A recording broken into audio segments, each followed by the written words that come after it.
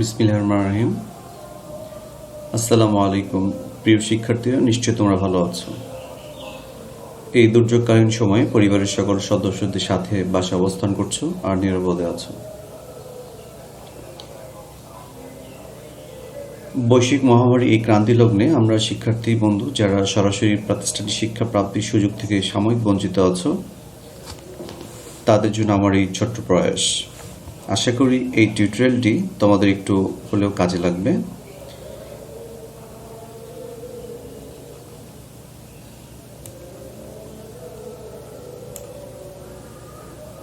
আর কথা না বাড়িয়ে আমি আমার নির্দিষ্ট টপিকের এই টিউটোরিয়ালটি শুরু করতে যাচ্ছি। এই ভিডিও টিউটোরিয়াল উপস্থাপনে আছি আমি Mir Shafiul Islam, instructor tech, department of electronics, Chattogram Mahila polytechnic institute. আজকে আমাদের আলোচনার বিষয় হচ্ছে ইলেকট্রিক ইঞ্জিনিয়ারিং ফান্ডামেন্টাল, যার সাবজেক্ট করে হচ্ছে 66712। আমরা এই সাবজেক্টের এই কোর্সের chapter 5 concept of electrical circuit এটা নিয়ে আলোচনা করব। তোমাদের একটু বলে রাখি, আমাদের এই কোর্সের অন্যান্য চ্যাপ্টারের তুলনায় চ্যাপ্টার 5 খুবই গুরুত্বপূর্ণ একটা অধ্যায়। কারণ আমরা বিগত বছরের বোর্ডের প্রশ্ন যদি অ্যানালিসিস করি তাহলে দেখতে পাবো এই চ্যাপ্টার থেকে কোনো না কোনোভাবে একটা রচনামূলক প্রশ্ন হয় এবং অতি সংক্ষিপ্ত প্রশ্ন হয়ে থাকে। তাই আমি শিক্ষার্থীদের বলবো এই চ্যাপ্টারটি অবশ্যই মনোযোগ সহকারে, যত্ন সহকারে পড়বে, শিখবে এবং আমার এই টিউটোরিয়ালসটা তোমাদের পড়ার কাজে ব্যবহার করবে। এই চ্যাপ্টার বিষয়বস্তুর মধ্যে রয়েছে আমাদের ইলেকট্রিক সার্কিটের প্রাথমিক ধারণা, ইলেকট্রিক সার্কিট কয় ধরনের, বিস্তারিত আলোচনা হবে সিরিজ সার্কিট, প্যারালাল সার্কিট এবং মিক্সড সার্কিট। সিরিজ সার্কিট এবং প্যারালাল সার্কিটের বৈশিষ্ট্য নিয়ে আলোচনা হবে, কিভাবে সিরিজ সার্কিট এবং প্যারালাল সার্কিটের সমতুল্য বা ইফেক্টিভ রেজিস্ট্যান্স, ইকুইভ্যালেন্ট রেজিস্ট্যান্স বের করা হয় সেগুলো। আর আমরা বিভিন্ন DC series circuit, parallel circuit এবং মিক্সড সার্কিটের কিছু ম্যাথমেটিক্যাল প্রবলেমগুলো দেখব এবং সেগুলো সমাধান করার চেষ্টা করব। Inductive capacitor, inductive reactance, capacitive reactance সম্পর্কে আলোচনা থাকবে এবং এগুলো সূত্র নিয়ে।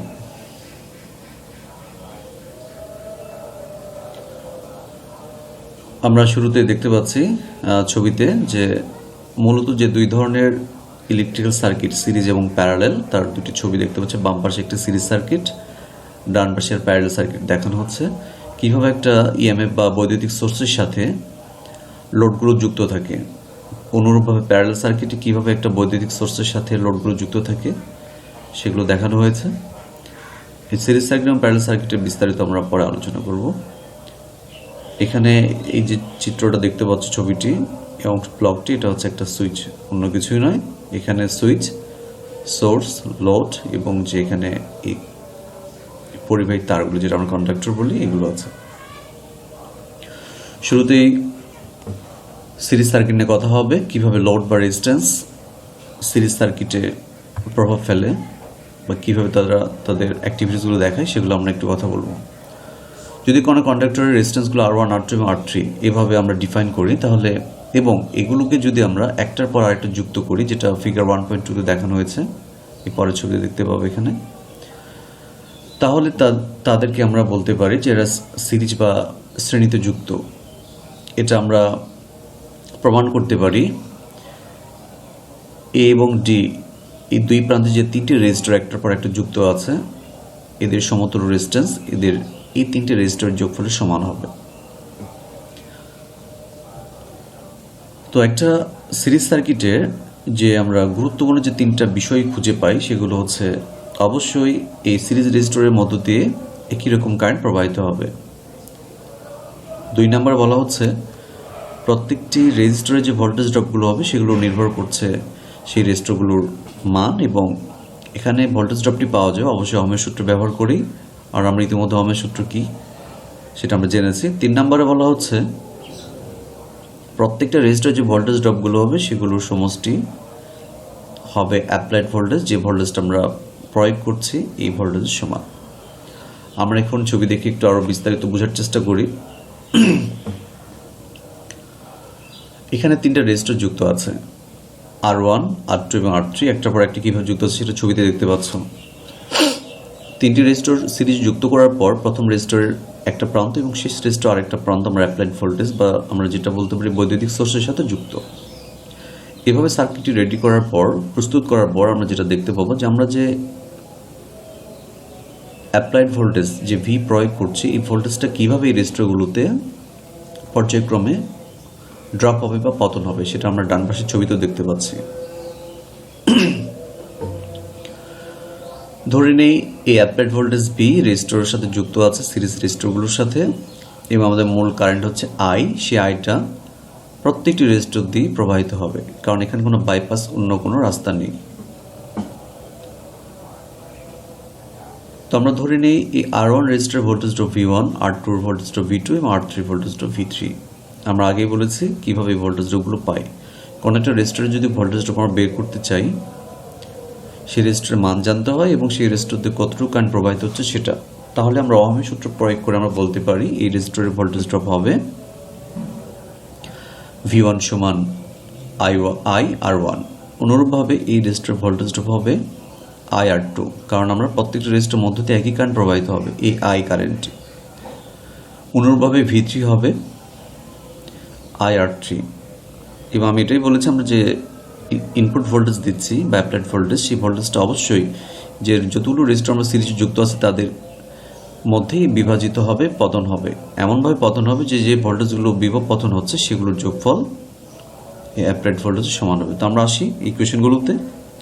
তাহলে আমরা বলতেই পারি এই ভি অ্যাপ্লাইড ভোল্টেজটি V1, V2 এবং V3-তে বিভাজিত হয়েছে। তাহলে বলা যায় এই অ্যাপ্লাইড ভোল্টেজ V সমান V1 plus V2 plus V3। আবার আমরা V1 সমান বের করছি IR1, V2 সমান বের করেছি IR2 এবং V3 IR3।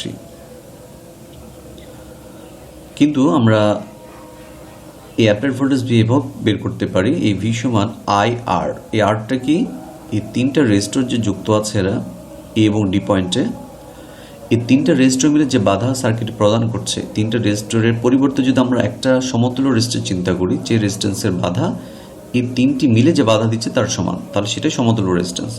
তো আমরা এই তিনটা রেজিস্টর মিলে যে বাধা দিচ্ছে এ এবং ডি পয়েন্টে তাদের সমতুল্য রেজিস্ট্যান্স আমি আর ধরে নিই, তাহলে অ্যাপ্লাইড ভোল্টেজ ভি হবে IR, সার্কিটের মোট রেজিস্ট্যান্স এবং সার্কিটের মোট কারেন্ট। তাহলে এই দুটো গুণ করলে আমরা সার্কিটের মোট ভোল্টেজ বা অ্যাপ্লাইড ভোল্টেজটি পাবো। তাহলে আমরা ভি সমান পেলাম IR1 plus IR2 plus IR3, আবার ভি সমান পেলাম IR। তাহলে আমরা বলতে পারি এই IR সমান এই অংশটুকুটা, তোমরা নিশ্চয় ছবিতে দেখতে পাচ্ছ IR সমান IR1 প্লাস IR2 এভাবে, কারণ দুটি ভি এভাবে আমরা দুটি ইকুয়েশন সমান দেখিয়েছি। তো উভয় পক্ষ থেকে যদি আমরা এই টার্মটা বাদ দিই তাহলে আমরা পাই R সমান R1 plus R2 plus R3।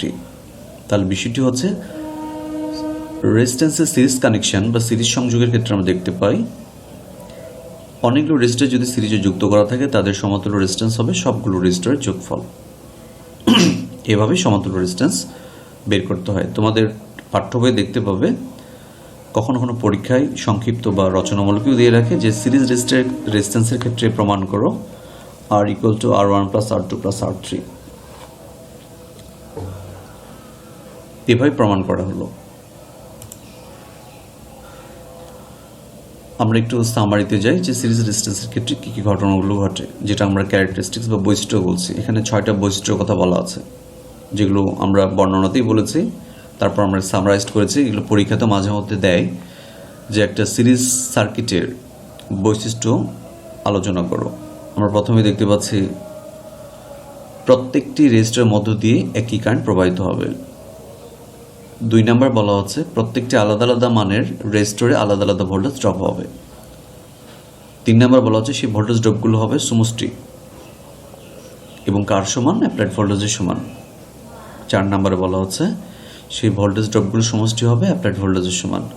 5 number বলা হচ্ছে রেজিস্ট্যান্সের অ্যাডিটিভ, অর্থাৎ যে রেজিস্ট্যান্সগুলো আমরা সিরিজে যুক্ত করছি তাদের সমষ্টিটা মেইনলি এই সার্কিটে কাজ করবে।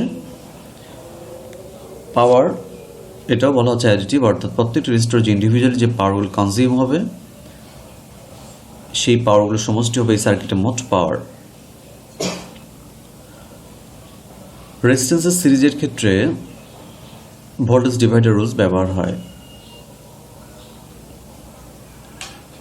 আমরা ফিগার 1.14 দেখতে পাচ্ছি তিনটা রেজিস্টর একটা যুক্ত এবং তিনটা রেজিস্টর যুক্ত হওয়ার পর এ প্রান্ত ডি প্রান্তে একটা আমরা অ্যাপ্লাইড ভোল্টেজ ভি প্রয়োগ করেছি। যদিও স্যাম্পলটা একটু ক্যাপাসিটরের তো মনে হচ্ছে, ব্যাটারি বা সেলের সিম্বল তো তোমরা জানো, একটা ছোট্ট বার আর একটা হচ্ছে বড়। আচ্ছা, এখন তোমরা নিশ্চয়ই রেজিস্টরের যে সিরিজ কানেকশনের বৈশিষ্ট্যগুলো দেখেছো, যে এই যে আমরা অ্যাপ্লাইড ভোল্টেজ প্রয়োগ করছি 24 ভোল্ট, এটা অবশ্যই এই তিনটা রেজিস্টর বিভাজিত হবে V1 V2 V3-তে। এই বিভাজনগুলো অর্থাৎ এই বিভব পতন V1 V2 V3 গুলো নির্ভর করছে মেইনলি কিন্তু এই রেজিস্টরগুলো মানের উপরে। একটু বলে রাখি, যে রেজিস্টরের মান যত বেশি হবে তার বিভব পতন বা ভোল্টেজ ড্রপটি তত বেশি হবে। তাহলে ভোল্টেজ ড্রপ নির্ভর করছে রেজিস্টরের মানের উপরে এবং সেই রেজিস্টরের মধ্য দিয়ে কতটুকু কারেন্ট আছে তার উপর। ওকে, আমরা এখন এই সার্কিটে এখানে R1টা মিসিং, R1 R2 R3 এগুলো আমরা মান জানি। আমরা অ্যাপ্লাইড ভোল্টেজ এটারও মান জানি। তাহলে প্রত্যেকটি রেজিস্টরের বিভব পতন যে V1 V2 V3 হবে সেটা আমরা ভোল্টেজ ডিভাইডার রুলসের মাধ্যমে বের করতে পারি। তোমরা ইকুয়েশন দেখতে পাচ্ছ V1, অর্থাৎ প্রথম রেজিস্টর ভোল্টেজ ড্রপ V1 হচ্ছে অ্যাপ্লাইড ভোল্টেজ ইনটু R1/R। এই R1টা কি, যে রেজিস্টর আমরা ভোল্টেজ ড্রপ বের করতে যাচ্ছি তার মান। এই Rটা হচ্ছে তিনটা রেজিস্টর, এখানে যেহেতু তিনটা সিরিজে যুক্ত আছে তিনটার মোট মান, টোটাল রেজিস্ট্যান্স, যেটাকে আমরা ইকুইভ্যালেন্ট রেজিস্ট্যান্স বলছি। ভিটা হচ্ছে অ্যাপ্লাইড, অর্থাৎ R1 যে ভোল্টেজ ড্রপ V1 হবে সেটা আমরা বের করতে পারি তিনটে জানা রাশি দিয়ে। ভি আমরা জানি অ্যাপ্লাইড ভোল্টেজ, R1 জানি সেই শাখার রেজিস্ট্যান্স, আর জানি মোট রেজিস্ট্যান্স, সিরিজ রেজিস্ট্যান্স বা ইকুইভ্যালেন্ট রেজিস্ট্যান্সটি। তাহলে আমরা দেখতে পাচ্ছি এখানে 4 ভোল্ট, কারণ আর এর মান দেওয়া আছে 2 ওহম, R2 মান 4 এবং R3 মান 6 ওহম। এইভাবে আমাদের 4 8 12, তাহলে আমাদের ইনপুটের ভোল্টেজ আছে 24 ভোল্ট। মজার ব্যাপার হচ্ছে এই যে তিনটা রেজিস্টরের যে ভোল্টেজ ড্রপগুলো V1 V2 V3 পেলাম, এই তিনটা যোগ করে দেখো অ্যাপ্লাইড ভোল্টেজের সমানে হবে, কারণ 4 আর 8 12 হয় এবং 12 24 ভোল্ট। আর আমরা এখানে দেখতে পাচ্ছি তিনটা রেজিস্টরের মোট সমতুল্য ডিস্টেন্স সিজের ক্ষেত্রে 12 ওহম, কারণ তিনটা যোগফল। ওকে, এখন আমরা প্যারালাল সার্কিট নিয়ে কথা বলবো। সিরিজ সার্কিটে তোমরা দেখেছো রেজিস্টার একটার পর একটা শেষে আরেকটি যুক্ত হয়। প্যারালাল সার্কিটের ক্ষেত্রে ব্যাপারটা হচ্ছে তুমি যতগুলো রেজিস্টার নাও না কেন, প্রত্যেকটা রেজিস্টারের অনলি দুটো পয়েন্ট থাকবে। একটা পয়েন্টে সব রেজিস্টার এক প্রান্ত যুক্ত হবে, আরেকটা পয়েন্টে অন্যান্য খোলা প্রান্তগুলো আবার যুক্ত হবে। আমরা দেখি না চিত্র 1.15 কি আলোচনা করা হয়েছে। তো এইভাবে রেজিস্টারগুলো সিরিজ আমরা যুক্ত করেছি। আমরা ইনপুট ভোল্টেজ বা অ্যাপ্লাইড ভোল্টেজ দিয়েছি V এবং এই টোটাল কারেন্ট হচ্ছে I। সেই I কারেন্ট এই তিনটি শাখায় বিভাজিত হয়ে যাচ্ছে। সেই বিভাজিত কারেন্টগুলো আমরা ডিফাইন করেছি, ইন্ডিকেট করেছি I1 I2 I3 দিয়ে। এই 1 2 3 তোমরা ইচ্ছে মতো দিতে পারো, তবে অবশ্যই আমি বলে রাখি যে R1 এর ক্ষেত্রে যেহেতু সেই হিসেবে আমরা I1 ব্যবহার করেছি, R2 এর জন্য I2, এভাবে ডিফাইন বা ইন্ডিকেট করলে সুবিধা হয় তোমার বুঝতে এবং শিক্ষককে বুঝাইতে। সিরিজ সার্কিটের ক্ষেত্রে কী কী ঘটনা ঘটে? আমরা প্যারালাল সার্কিট আমরা সিরিজ সার্কিটের 3টে ঘটনা দেখেছি, প্যারালাল সার্কিট এরকম 3টে ঘটনা দেখতে পাবো। আমরা একটু পড়ে নিই। 1 নম্বরে বলা হচ্ছে PD across all resistance is the same. PD বলতে পটেনশিয়াল ডিফারেন্স, বিভব পার্থক্য। Across all resistance is the same, মানে আমরা যে তিনটা রেজিস্টর প্যারালেল যুক্ত করেছি, আমরা যে অ্যাপ্লাইড ভোল্টেজ প্রয়োগ করছি সেই ভোল্টেজটি প্রত্যেকটা রেজিস্টর একই ভোল্টেজ পাবে, অর্থাৎ R1 R2 R3 একই ভোল্টেজ V পাবে। 2 নম্বর বলা হচ্ছে current in each resistor is different and is given by Ohm's law. প্রত্যেকটা শাখা বা প্রত্যেকটা রেজিস্টরতে যে কারেন্টে যাবে সেটা অবশ্যই ওহমের সূত্র মেনে চলবে। The total current is the some of 3 separate currents. হ্যাঁ, বোঝাই যাচ্ছে যে আমরা যে টোটাল কারেন্টটা দেখতে হচ্ছে সেই কারেন্টই তো I1 I2 I3 দিয়ে বিভাজিত হয়েছে। তাহলে বলা যায় এই যে বিভাজিত কারেন্টের সমষ্টি অবশ্যই মোট কারেন্টের সমান হবে।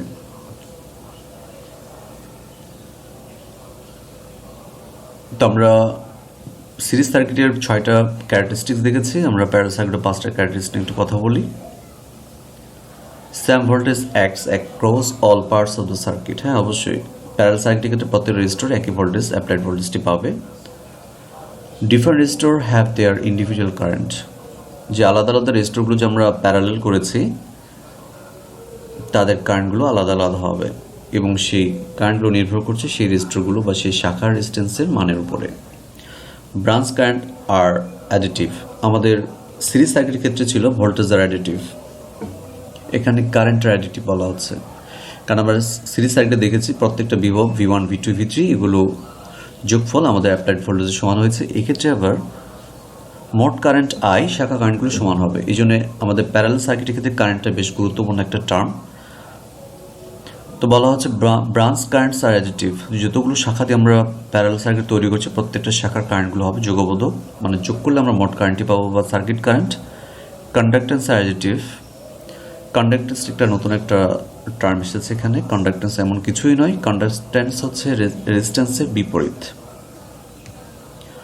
রেজিস্ট্যান্সের বিপরীত ক্যারেক্টারিস্টিক্স। রেজিস্ট্যান্স মানে তো বুঝতেই পারছো যে কোনো সার্কিটে কারেন্ট প্রবাহে বাধা প্রদান করা। আর কন্ডাক্টেন্স হচ্ছে সেই সার্কিট একটা বৈশিষ্ট্য, যে বৈশিষ্ট্য আমরা বলতে পারি সার্কিটে কত সুন্দরভাবে কারেন্ট প্রবাহিত হবে। যে কন্ডাক্টরের কন্ডাক্টেন্স যত বেশি হবে তার কারেন্ট পরিবাহিত তত বেশি হবে।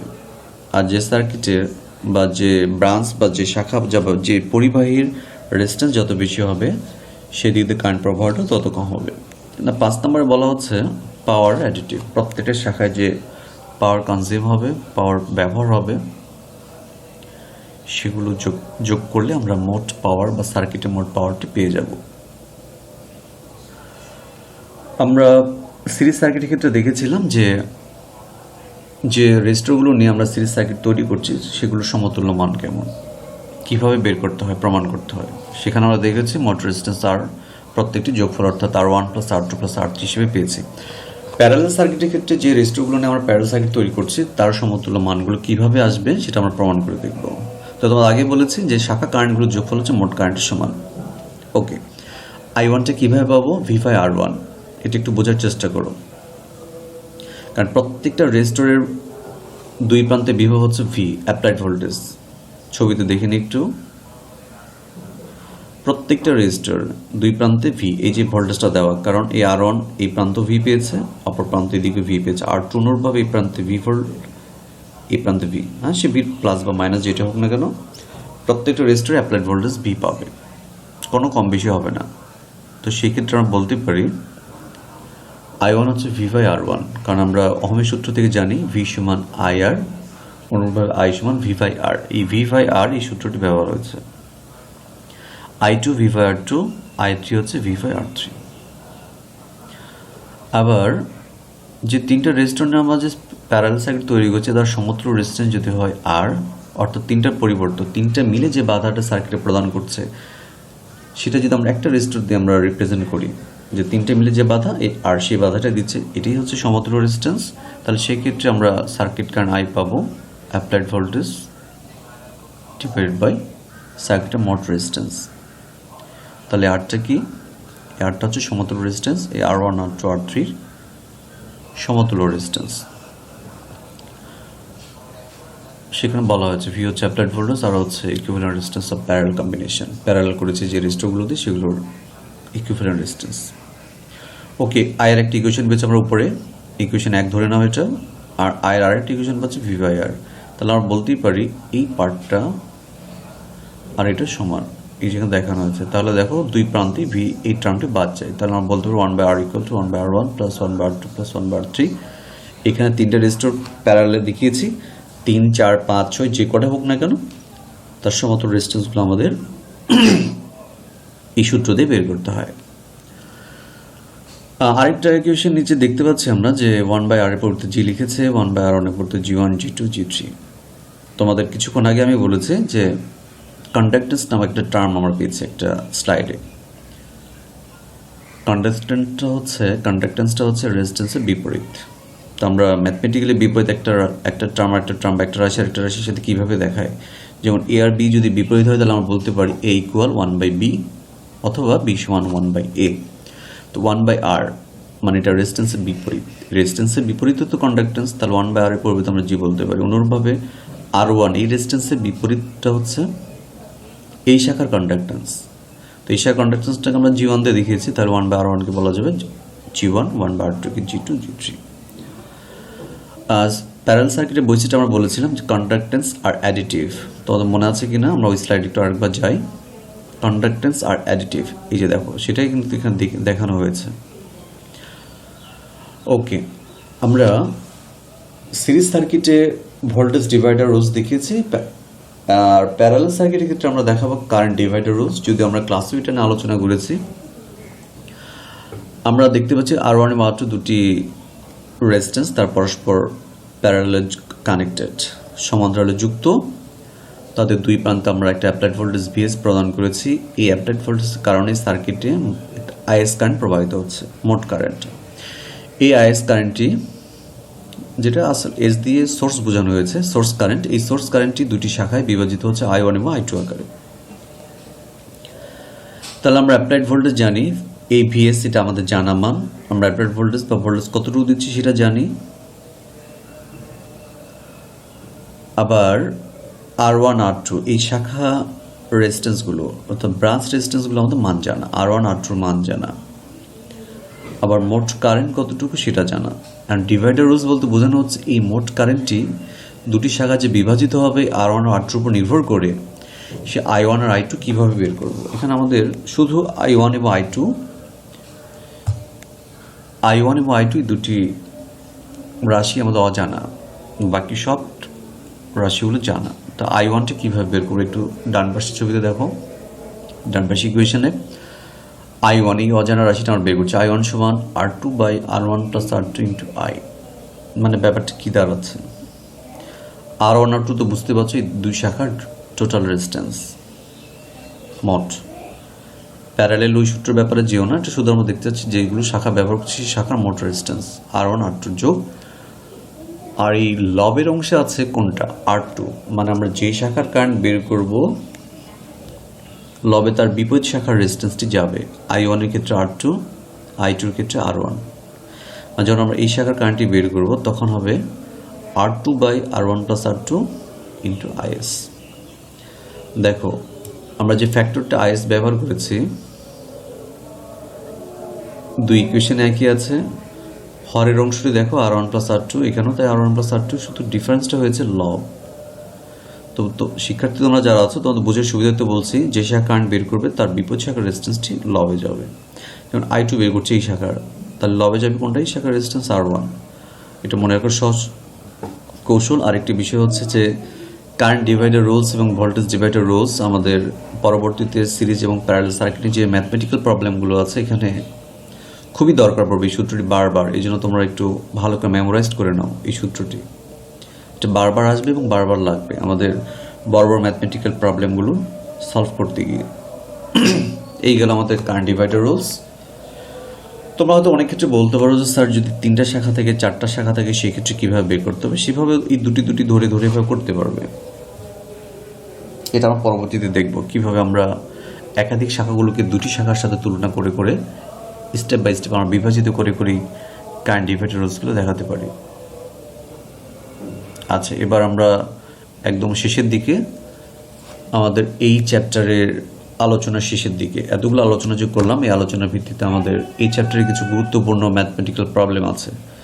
তোমাদের বলে রাখি, যত বেশি ম্যাথমেটিক্যাল প্রবলেমগুলো সলভ করবে, যত বেশি করবে, ওই চ্যাপ্টার সম্পর্কে, ওই চ্যাপ্টারের বিভিন্ন সূত্র সম্পর্কে তোমাদের ভালো ধারণা আসবে। এই জন্য শিক্ষার্থীদের আমি প্রায় পরামর্শ দিই, বেশি করে বিভিন্ন গাণিতিক সমস্যাগুলিগুলি সমাধান করার চেষ্টা করবে। শুরুতে একটা এক্সাম্পল 1, উদাহরণ 1 দিয়ে আমরা শুরু করি। ফিগার 1.16 তোমরা একটা সার্কিট দেখতে পাচ্ছ। এখানে 4টি রেজিস্ট্যান্স ব্যবহার করা হয়েছে, তার মধ্যে একটা রেজিস্ট্যান্সের মান অজানা, যেটাকে আমরা R দিয়ে ইন্ডিকেট করেছি। Applied voltage 12 volt. এই যে 3টে রেজিস্টর দেখতে পাচ্ছ, 550 ওহম, 50, 500 ওহম। অনেক ক্ষেত্রে সার্কিটে দেখতে পাবে যে একক দেওয়া থাকে না। যদি একক দেওয়া না থাকে তাহলে সেটা বাই ডিফল্ট ওহমেই ধরতে হবে। আর যদি কিলো ওহম, মেগা ওহম দেওয়া থাকে সেই ক্ষেত্রে কে অথবা মানে ক্যাপিটাল লেটার কে অথবা ক্যাপিটাল লেটার এম এই মানের পরে ব্যবহার হয়। যদি কোনো একক দেওয়া না থাকে তাহলে বুঝে নিতে হবে সেটা ওহমে দেওয়া আছে। ওকে, এগুলো সব ওহমে দেওয়া। প্রশ্নে বলা হচ্ছে যে এই যে 500 ওহম যেটা দেখতে পাচ্ছ, এই 500 ওহমের বিভব পতন ভোল্টেজ ড্রপ দেওয়া আছে। আবারও বলছি, অ্যাপ্লাইড ভোল্টেজ 12 ভোল্ট, এই দুটি মানও দেওয়া আছে, এটার মান 500, এটাও দেওয়া আছে। এই 500 ওহমের যে বিভব পতন ভোল্টেজ ড্রপ সেটা প্রশ্নে দেওয়া আছে, সেটা হচ্ছে 2.5 ভোল্ট। এই যে 2.5 volt voltage drop across 500 ohm. আর এর মান বের করতে হবে, আর অন্য কোনো তথ্য দেওয়া নেই। তো ছবিতে যা দেখতে পাচ্ছি এই তথ্য এতটুকুই, শুধু বলছি এটাই যে 500 ওহমে ভোল্টেজ ড্রপ দেওয়া আছে 2.5 ভোল্ট। এখনই আর কিভাবে বের করব? তো আমরা সমাধানে যাওয়ার আগে আমরা এই চিত্র থেকেই একটু বোঝার চেষ্টা করি যে আমরা কিভাবে আগাবো, কিভাবে এই প্রবলেমটি সলভ করব। তোমরা নিশ্চয়ই সিরিজ এবং প্যারালাল সার্কিটের বৈশিষ্ট্যগুলো তোমাদের মাথায় আছে, ওগুলো সাহায্য লাগবে আমাদের। ওকে, একটু লক্ষ্য করো তো, এই শাখায় এই যে এই ব্রাঞ্চটাতে দুটো রেজিস্টর কিভাবে যুক্ত? সিরিজে যুক্ত। এই শাখার সাথে আবার এই শাখাটা কিভাবে যুক্ত? প্যারালাল। আবারও বলি, এই শাখার সাথে এই শাখাটা প্যারালাল বা সমান্তরালে সংযুক্ত। তো এটার যদি ভোল্টেজ ড্রপ আমরা জানি, তাহলে কি এটার ভোল্টেজ ড্রপ বের করতে পারবো না? এখন তোমাদের মাথায় কাজ করছে কিভাবে বের করব, কারণ আমরা ওহমের সূত্র থেকে জানি রেজিস্টারের মান জানলে শুধু হবে না, তার মধ্য দিয়ে কতটুকু কারেন্ট যাচ্ছে সেটাও জানতে হবে। ঠিক আছে, এর মধ্যে দিয়ে কতটুকু কারেন্ট যাচ্ছে সেটা আমরা জানতে পারছি না বা বুঝতে পারছি না। ওকে, কিন্তু এই 500 ওহম দিয়ে কতটুকু কারেন্ট যায় সেটা কি বের করা যাবে? হ্যাঁ, অবশ্যই যাবে, কারণ এই রেজিস্ট্যান্সের ক্ষেত্রে আমাদের মান জানা আছে এবং এখানে যে ভোল্টেজ ড্রপ সেটা জানা আছে। তাহলে এই শাখাতে দুটো তথ্য জানা, ওহমের 3টে প্যারামিটার, একটা হচ্ছে ভি, একটা হচ্ছে আই, আর একটা হচ্ছে আর। তো বলো তো এইটুকুতে কোন, এই তিনটার ভিতরে কোন দুটি তথ্য জানা? হ্যাঁ, একটি হচ্ছে আর, আর একটা হচ্ছে ভি। ভি কোনটা? এই যে প্রশ্ন দেওয়া আছে 2.5 ভোল্ট, তাহলে ভি জানা এখানে এবং আর জানা, তাহলে এখানে কি আই বের করা যাবে না? অবশ্যই, আই সমান কি? ভি বাই আর। ওকে, এভাবে আমরা আই বের করব। তো এই শাখাতে যে আই, যে কারেন্টটা আমরা এখান থেকে বের করলাম, সেই কারেন্টটা কি দিতে যাবে না? রাস্তা তো একটাই, এই শাখাতে যে কারেন্টটি যাবে সেই কারেন্টটাই তো এই দিক দিয়ে আসছে, এই দিক দিয়ে এসে এই দিক দিয়ে চলে গেছে। তাহলে আমরা এইটুকু থেকে আমরা আই বের করে নিব। তাহলে সেই আইটার সাহায্য নিয়ে আবার এখানে ভোল্টেজ ড্রপ বের করব, কারণ এখানে আই জানতে পারলাম এর মাধ্যমে, আর জেনেছি এখান থেকে, আর তো দেওয়াই আছে, তাহলে আই জানা আর জানা, এখান থেকে ভি বের করতে পারবো। তাহলে এখানকার ভোল্টেজ ড্রপ আর এখানকার ভোল্টেজ ড্রপ থেকে আমরা বলতে পারবো যে এই পুরো শাখায় কতটুকু ভোল্টেজ আছে, এই ভোল্টেজ প্লাস এই ভোল্টেজ। তাহলে এই শাখায় ভোল্টেজ ড্রপ জানলে এই আর এর ভোল্টেজ ড্রপটা বলা যাবে, কারণ এই শাখায় যে ভোল্টেজ ড্রপ হবে এই শাখায় সেই ভোল্টেজ হবে। কারণ আমরা প্যারালাল সার্কিটে দেখেছি যে প্রত্যেকটি রেজিস্টর একই ভোল্টেজ পায়, অর্থাৎ যে রেজিস্টরগুলো প্যারালালে যুক্ত তারা একই ভোল্টেজ পায়। তো যেহেতু এই রেজিস্টরের সাথে এই রেজিস্টর প্যারালাল, তাই এই যে ভোল্টেজ পাবে এও সেই ভোল্টেজ পাবে। তাহলে আমরা এই শাখার ভোল্টেজের মাধ্যমে আমরা এই শাখার ভোল্টেজটা জানলাম। এরপরে কি হবে? তো আমরা এইভাবে স্টেপ বাই স্টেপ একটু আসছি, আমরা পরে দেখব যে কিভাবে আমরা সমাধানগুলো করেছি। একটু লক্ষ্য করো ছবিটা, আবার দিক প্রশ্নে যে ছবিটা দেওয়া আছে সেই ছবি, তবে সাথে কিছু কারেন্টগুলো দেবে আলাদা আলাদা করে। আমরা শাখা কারেন্ট, মোট কারেন্ট এবং এই পয়েন্টগুলোর নাম দিয়েছি না, পয়েন্টগুলোর নাম দেওয়া ছিল মেবি এ আর বি দেওয়া ছিল, বাট সি আর ডি দেওয়া নেই। এই পয়েন্টগুলোর আমরা নামগুলো দিয়েছি বোঝার সুবিধার্থে। ওকে, প্রথমে আমরা বলেছি যে এদিক দিয়ে কতটুকু কারেন্ট যাচ্ছে, I2। I2টি কীভাবে হবে? ভি বাই আর, এই সূত্র দিয়ে। I2 মান হচ্ছে 5 মিলি অ্যাম্পিয়ার। ক্যালকুলেশনটা তোমরা ক্যালকুলেটর খুব ইজিলি করতে পারবে। তাহলে এই 50 ওহমের ভোল্টেজ ড্রপ কত হবে? 50 ইন্টু এই I2, এই যে দেখো ভোল্টেজ অ্যাক্রস 50 ওহম, 50 ইন্টু এই কারেন্ট 5 মিলি অ্যাম্পিয়ার। 5 তো 5-এর জায়গাতে আছে, মিলি মানে হচ্ছে 10⁻³ কত ভোল্ট হলো? 0.25 ভোল্ট।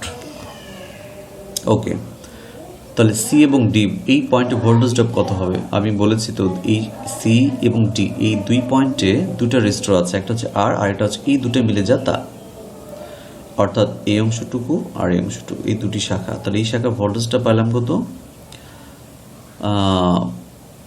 2.75 ভোল্ট, কারণ এখানে হচ্ছে 2.5 ভোল্ট আর এখানে হচ্ছে 0.25 ভোল্ট, দুটো যোগ করলে 2.75 ভোল্ট হয়।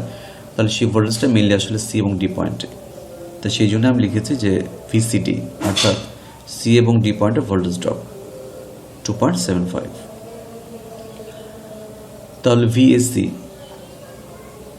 ওকে, সি আর ডিতে ভোল্টেজ ড্রপ যদি পাই তাহলে এসিতে কতটুকু পাবো? কারণ এই 12 ভোল্ট এই অ্যাপ্লাইড ভোল্টেজটি এ এবং সি এই পয়েন্টে বিভাজিত হয়েছে, আর সি এবং ডি এই পয়েন্টে বিভাজিত হয়েছে। তো সি এবং ডি পয়েন্টের ভোল্টেজটা আমরা বের করলাম 2.75। তা তোমরা বুঝতে পারছো যে বাকিটুকু এ এবং সিতে বিভাজিত হবে, কারণ আমরা বলেছি যে অ্যাপ্লাইড ভোল্টেজ যা দিচ্ছি সেগুলি রেজিস্টরগুলোতে বিভাজিত হয়ে নিঃশেষ হয়ে যাবে। তাহলে সি এবং ডিতে পেয়েছি আমরা 2.75 ভোল্ট, তাহলে এসি দিয়ে পাবো বাকিটুকু বের করার জন্য 12 থেকে 2.75 ভোল্ট বাদ দিয়েছি। তাহলে ভিএসসি ভোল্টেজ হচ্ছে 9.25 ভোল্ট, এই যে এখানে ভোল্টেজ ড্রপ। তাহলে আই কত হবে? এই রেজিস্ট্যান্সের ক্ষেত্রে আমরা রেজিস্ট্যান্সের মান জানি এবং এখানকার বিভব পতন ভোল্টেজ ড্রপটা ভিএসসি কেবলই বের করলাম সেটাও জানি, এখানে আই বের করা যাবে এইভাবে ভিএসসি বাই ওই শাখার রেজিস্ট্যান্স 550 ওহম, হিসেব করলে আসে 16.82 মিলি অ্যাম্পিয়ার। এখন আমরা অঙ্কের একদম শেষের দিকে চলে এসেছি। এখানে সি পয়েন্টে যদি কেসিএল বা কারশফস কারেন্ট ল ব্যবহার করেন, যেটা চতুর্থ অধ্যায় কারশফের সূত্র নিয়ে আলোচনা আছে, আমাদের আরেকটি লেকচার টিউটোরিয়াল ভিডিও টিউটোরিয়াল আছে, সেখান থেকে তোমরা কারশফের সূত্রগুলো ডিটেলস জানতে পারবে। সার্কিটের সি পয়েন্টে যদি কেসিএল ব্যবহার করি, অর্থাৎ সি পয়েন্টে কারশফস কারেন্ট ল, মানে সি পয়েন্টে কোন কারেন্টগুলো আসছে কোন কারেন্টগুলো বের হচ্ছে সেটার সাথে একটি যদি আমরা রিলেশন তৈরি করি তাহলে আমরা কি জানতে পারবো? দেখো, সি পয়েন্টে আগত কারেন্ট হচ্ছে আই আর নির্গত কারেন্ট হচ্ছে I1 আর একটু I2। তো কেসিএল অনুযায়ী আমরা জানি যে আগত কারেন্ট সমান নির্গত কারেন্ট, তাহলে আই সমান হচ্ছে I1 প্লাস I2। এটা খুবই সহজ ব্যাপার, যদি আমরা সূত্র আকারে বলছি এটা দেখেও বোঝা যায় খুব ইজিলি যে একটা কারেন্ট ঢুকছে, দুটো কারেন্টে বিভাজিত হয়ে চলে যাচ্ছে। তাহলে এখান থেকে I1 এর মান বের করা যাবে, কারণ আমরা সবার শুরুতে I2 বের করেছি, অঙ্কের এই জায়গাতে আমরা আই বের করেছি, I2 জানলাম, আই বের করলাম, এখান থেকে I1টা বের করা যাবে ইকুয়েশন থেকে, I1 সমান I মাইনাস I2 কারশফের কারেন্ট ল ব্যবহার করে। এই যে এই লাইনের পরে এই লাইনটা এসেছে, এখান থেকে I1 পেলাম, এই তখন আমাদের আর এর মান বের হয়ে যাবে। কিভাবে? তোমাদের কি মনে আছে যে সি এবং ডি পয়েন্টের ভোল্টেজটা কত ছিল? ভিসিডি, এই যে ভিসিডি 2.75 ভোল্ট। I1টা কেবলই বের করে ফেললাম, এই যে 11.82 11.82 মিলি অ্যাম্পিয়ার। তো এই দুই পয়েন্টের আমরা ভোল্টেজ জানি, এই শাখাতে কতটুকু কারেন্ট যায় সেটাও জানি, আর বের করা যাবে ওহমের সূত্রের সাহায্যে। কীভাবে? ওহমের সূত্র বলছে R equal to V by I. তো এখানে ভি হচ্ছে ভিসিডি, আইটা হচ্ছে I1, ভিসিডি বা I1, এইভাবে মানগুলো যথাযথভাবে মান বসি আমরা সেই কাঙ্ক্ষিত আর এর মান পেলাম। আর এর মান এসেছে 232.66 ওহম, 232.66 ওহম। অনেক ক্ষেত্রে রেজাল্টে বা আমরা যদি দশমিকের উপর 2 ঘর নিই তাহলে অবশ্যই দশমিকের উপর 3 নম্বর ঘরে 5 বা 5 যদি থাকে তাহলে আমরা আগের ঘরে 1 যুক্ত করবো। সম্ভবত এটা আমরা হয় 6-7 হতো। আচ্ছা যাও, তারপর আমরা অ্যান্সারে যদি এরকম কনফিউশন থাকে আমরা প্রায় বা অ্যাবাউট লিখতে পারি। এই হচ্ছে আমাদের এই সার্কিটে অজানা রেজিস্ট্যান্স আর এর মান। তো আমরা অনেক ডিটেলস কথা বলেছি, যদিও ব্যাপারটি খুবই সিম্পল। এই সূত্রগুলো সাহায্য নিয়ে আমরা কীভাবে বিভিন্ন জটিল সার্কিটগুলো কারেন্ট, মোট কারেন্ট, শাখা কারেন্ট, তারপর বিভিন্ন শাখার ভোল্টেজ ড্রপ, পাওয়ার কনজাম্পশন, এগুলো যদি বের করতে চাই অবশ্যই সূত্রগুলো মনে রাখতে হবে এবং মাথা ঠান্ডা রেখে স্টেপ বাই স্টেপ আমাদের ক্যালকুলেশনগুলো করতে হবে। আমরা আরেকটা উদাহরণে যাই, 2 নম্বর উদাহরণ। এখানে প্রত্যেকটি রেজিস্টারের মান দেওয়া আছে, আমরা প্রশ্ন পড়ছি না, আমরা ছবিটা দেখেই বলি। প্রত্যেকটা রেজিস্টারের মান দেওয়া আছে এবং অ্যাপ্লাইড ভোল্টেজ কত সেটা দেওয়া আছে। যদি এখানে ছবিতে দেওয়া নেই, প্রশ্ন বলছে 60 ভোল্ট পটেনশিয়াল ডিফারেন্স কোথায়? এ এবং বি পয়েন্টে। এটা সর্বশেষ দুটি প্রান্ত। এখানে আমরা অ্যাপ্লাইড ভোল্টেজ 60 ভোল্ট প্রয়োগ করছি। যদি প্রয়োগ করি, প্রশ্নে বলছে যে প্রত্যেকটা রেজিস্টরের ভোল্টেজ ড্রপ কত হবে। তো তোমাদেরকে মনে আছে যে আমরা সিরিজ সার্কিটের ক্ষেত্রে ভোল্টেজ ডিভাইডার রুলসের কথা বলেছি, এখানে হয়তো ওই সূত্রটি লাগতে পারে।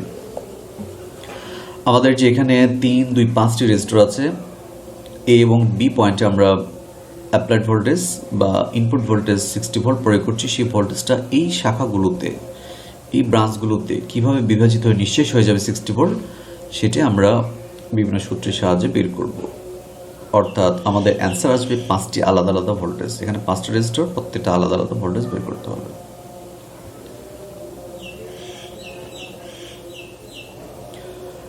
আমরা এখন সার্কিটের দিকটু তাকাই। আমরা এই সার্কিটের মোট রেজিস্ট্যান্স বের করব। মোট রেজিস্ট্যান্স বের করার ক্ষেত্রে কিভাবে কার সাথে কে সিরিজে আছে, কার সাথে কে প্যারালেল, সেভাবে বুঝতে হবে। এই ছবিতে একটু দেখতে পাচ্ছ যে এই ছবিতে সিরিজ এবং প্যারালেলের একটা মিক্সড ব্যাপার আছে। তো আমরা সার্কিটের টাইপসে বলছিলাম যে সার্কিট 3 ধরনের, সিরিজ, প্যারালেল এবং মিক্সড বলতে যেখানে সিরিজ এবং প্যারালেল দুটি ফ্লেভারই থাকবে। যেমন এই দুটি প্যারালেল, বাট এই পার্টটার সাথে এটা আবার সিরিজ। আবার এ এবং ডি পয়েন্টে যে 3টি রেজিস্টর আছে তার সাথে আবার এই 5 এবং এটা আবার প্যারালেল। আবার এ এবং ডিতে যে এই যে 4টি রেজিস্ট্যান্স আছে পুরোটার সাথে 8 এবং সিরিজ। তো এই সিরিজ প্যারালেলগুলো তোমাদের বেশ সূক্ষ্মভাবে এবং মনোযোগ সহকারে লক্ষ্য করতে হবে। তাহলে আমরা এই সার্কিটের মোট রেজিস্ট্যান্স আর এ বি, অর্থাৎ এ এবং বি পয়েন্টের যে রেজিস্ট্যান্স সেটা বের করতে পারবো, এই ইকুয়েশনটা তৈরি করতে পারবো। যারা first bracket, second bracket, third bracket এগুলো ব্যবহার করে এই প্রথম ইকুয়েশনটা বের করতে পারবে, তাদের জন্য অঙ্ক খুবই ইজি, খুবই সহজ হবে।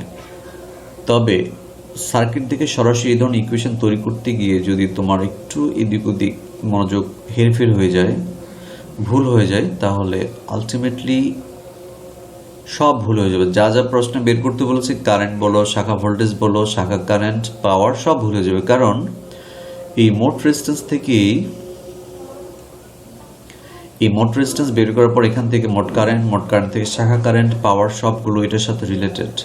এই জন্য বি কেয়ারফুল। তোমরা যারা শিক্ষার্থী আছে অবশ্যই মোট রেজিস্ট্যান্স বের করার সময় অবশ্যই লক্ষ্য করবে। তো আসো আমরা কার সাথে কে সিরিজ, কার সাথে কে প্যারালেল একটু দেখে নেই।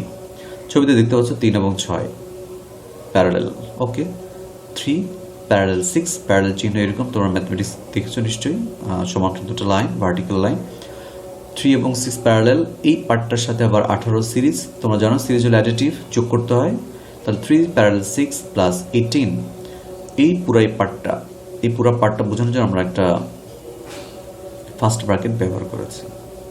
এই 3টা রেজিস্টার 3, 6, 18, এই পুরো পার্টটার সাথে আবার 5 প্যারালেল। তাহলে পুরো পার্টটাকে ফার্স্ট ব্র্যাকেটে রেখে তার সাথে প্যারালেল করেছি 5। একটু দেখো ভালো করে, পুরো পার্টটা ফার্স্ট ব্র্যাকেটের সাথে প্যারালেল 5। তাহলে আমরা এই 4টা মিলে পেলাম রেজিস্ট্যান্স। এই 4টার সাথে আবার 8 হচ্ছে সিরিজ। তাহলে পুরোটাকে আমরা বোঝানোর জন্য ব্র্যাকেট আর ব্যবহার করার প্রয়োজন হবে না, কারণ পুরো পার্টটা তো এইটুকুটা, এটার সাথে 8 যোগ করে দিলেই হবে, আর ব্র্যাকেটের দরকার নেই। তোমরা হয়তো ভাবতে পারো যে পুরোটা বোঝানোর জন্য এখানে একটা থার্ড ব্র্যাকেট, এখানে একটা থার্ড ব্র্যাকেট, তার প্লাস 8 লিখো, চলবে। অথবা এভাবে লিখলেও কোনো সমস্যা নেই। অথবা আমাদের এই কোয়েশনে এই দুই প্রান্তে যে আমরা থার্ড ব্র্যাকেট ব্যবহার করেছি এটা না ব্যবহার করলেও চলতো। ওকে, আমাদের ইকুয়েশন হয়ে গেল। আমরা এখন প্যারালেল সিরিজ কীভাবে করতে সেগুলো দেবো। 3 এবং 6 প্যারালেল, তার থেকে কীভাবে 2 আসলো, ওই যে এই 3 এবং 6তে আমরা কীভাবে সমতুল রেজিস্ট্যান্স পাবো, যে 1/R = 1/R1 প্লাস 1/R2, এইভাবে। দুটি রেজিস্টার ক্ষেত্রে আমি সহজে একটু তোমাদের বোঝার সুবিধার্থে বলে দিই। দুটো রেজিস্টার প্যারালেল যদি হয় তাদের মান বের করার সহজ কৌশলটা হচ্ছে এই দুটির গুণ, মানে ভগ্নাংশের উপরে লবে এই দুটোর গুণ, আর নিচে হবে হরে হবে এই দুটির যোগ। তাহলে বলো তো এই 3 এবং 6 এর গুণফল কত? 18, সেটা যাবে লবে। আর হরে হবে এই দুটোর যোগফল কত? 9। তাহলে উপরে 18, নিচে 9, ভাগ করে দাও 2 আসে। এটা দুটো রেজিস্টার প্যারালেল ক্ষেত্রে সূত্রটি খুব সহজ, উপরে গুণ নিচে যোগ। ওকে, 2 পেলাম এখান থেকে। 18 তো 18 জায়গায় আছে, 5, 8। পরের লাইনে দেখো এই দুটো যোগফল হচ্ছে 20। যদি আমি একটা লাইন স্কিপ করেছি, দুটো যোগফল দেখাইনি। 18 এবং 2 যোগ করলে 20 হয়। তাহলে 20 আর 5, 20 এবং 5, 20 এবং 5 প্যারালেল করলে কত হয়? তাহলে যে উপরে গুণ নিচে যোগ, 20 এবং 5, 20, 5 গুণ করলে হয় 100, আর হরে হচ্ছে 20 এবং 5 যোগ করলে হয় 25। তাহলে 100কে 25 দিয়ে ভাগ করলে হয় 4। তাহলে এইটুকু দিয়ে পেলাম 4, আর 8 হচ্ছে এই যে 8, সবশেষে 8 আর 4 যোগ করলে 12। তাহলে এ এবং বি প্রান্তের যে আমাদের এই প্রান্তের মধ্যে যে 5টা রেজিস্ট্যান্স আছে, সেই 5টা রেজিস্ট্যান্স মিলে মোট বাধা দিচ্ছে সার্কিটে, অর্থাৎ এ এবং বি পয়েন্টে 12 ওহম। তাহলে 5টা রেজিস্ট্যান্সের পরিবর্তে 5টা রেজিস্ট্যান্স আমরা ফেলে দিই, এ এবং বি পয়েন্টে 5টা রেজিস্ট্যান্স আমরা ছুঁড়ে ফেলে দিই এবং এ এবং বি পয়েন্টে যদি 12 ওহম শুধু একটা রেজিস্টার ব্যবহার করি, তাহলে ব্যাপারটা হচ্ছে এরকম, এই 12 ওহম একটা রেজিস্ট্যান্স 5টা রেজিস্ট্যান্স সমতুল্য, সমান, সংখ্যায় সমান নয় বাট তার মান ভ্যালুতে সমান। এখন আমাদের মোট কারেন্ট বের করতে হচ্ছে, মোট রেজিস্ট্যান্স বের করলে মোট কারেন্ট বের করতে হবে। কারণটা হচ্ছে এই মোট কারেন্টটি বিভিন্ন শাখায় বিভাজিত হয়ে যাবে। মোট কারেন্ট বের করলে আমরা শাখা কারেন্ট বের করতে পারবো, শাখা কারেন্ট জানলে আমরা শাখা রেজিস্ট্যান্স যেগুলো আছে সেই শাখা কারেন্ট এবং শাখা রেজিস্ট্যান্স গুণ করে তাদের ভোল্টেজগুলো বের করতে পারবো, যার কারণে আমাদের মোট কারেন্টগুলো বের করতে হচ্ছে। তো আমরা কারেন্টের সূত্র কি, I = V/R, ভি হচ্ছে অ্যাপ্লাইড ভোল্টেজ 60 ভোল্ট, এই যে এ বিতে যেটা দেওয়া আছে, এবং এ বিতে আমরা আর এ বিতে রেজিস্ট্যান্স পেয়েছি কত, 12, তাহলে ভি হচ্ছে 60, রেজিস্ট্যান্স হচ্ছে 12, কারেন্ট হচ্ছে VAB/RAB 5 অ্যাম্পিয়ার। 60কে 12 দিয়ে ভাগ করলে 5 অ্যাম্পিয়ারই হয়। এখন আমাদের এই রেজিস্টারগুলো যে ভোল্টেজ ড্রপ বের করতে হবে। শুরুতে আছে এখানে ভোল্টেজ ড্রপটি আমি কেন ব্যবহার করলাম, কারণটা হচ্ছে একটু জিনিস লক্ষ্য করো। আচ্ছা ধরো এই মোট কারেন্ট 5 অ্যাম্পিয়ার এই দিক দিয়ে ঢুকছে এ পয়েন্ট দিয়ে এবং বি পয়েন্টে বের হয়ে যাচ্ছে। তোমরা বলো তো এই পয়েন্টে যদি 5 অ্যাম্পিয়ার কারেন্ট ঢুকে বি পয়েন্টে কতটুকু কারেন্ট বের হয়ে যাবে? 5-এর বেশি না 5-এর কম না 5-এর সমান?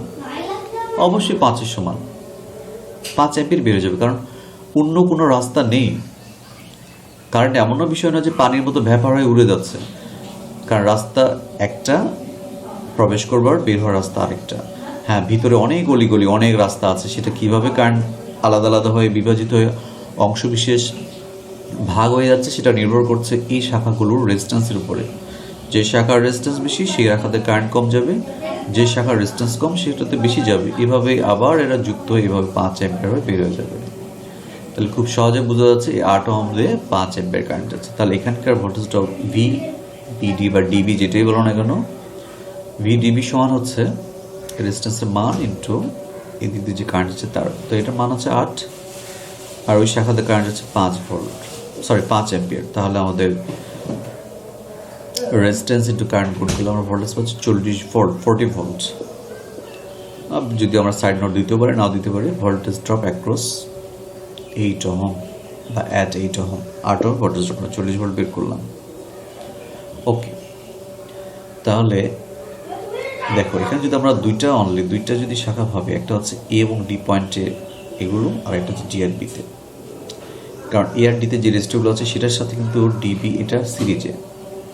তো সিরিজে আমরা বলেছিলাম যে ভোল্টেজ বিভাজিত হয় এমনভাবে যে সেই ভোল্টেজগুলো যোগ করলে মোট ভোল্টেজ পাওয়া যায়। তো এখানে ভোল্টেজ পেলাম 40 ভোল্ট। তাহলে বলো তো এ এবং ডিতে কতটুকু ভোল্টেজ হবে বাকিটা, কারণ মোট ভোল্টেজ 60 ছিল, কারণ দুটো পয়েন্ট এ এবং ডি একটা, ডি আর বিতে একটা, কারণ 2 পয়েন্ট সিরিজে। এর ভিতরে কারা কীভাবে আছে সেটা আমরা এখন আপাতত না ভাবি। তাহলে ভি ডিবি অর্থাৎ এই পয়েন্টে ভোল্টেজ ড্রপ পেলাম 40 ভোল্ট, তাহলে ভি এডিতে হবে 20 ভোল্ট, বাকিটা এই যে 20 ভোল্ট ভি এডি।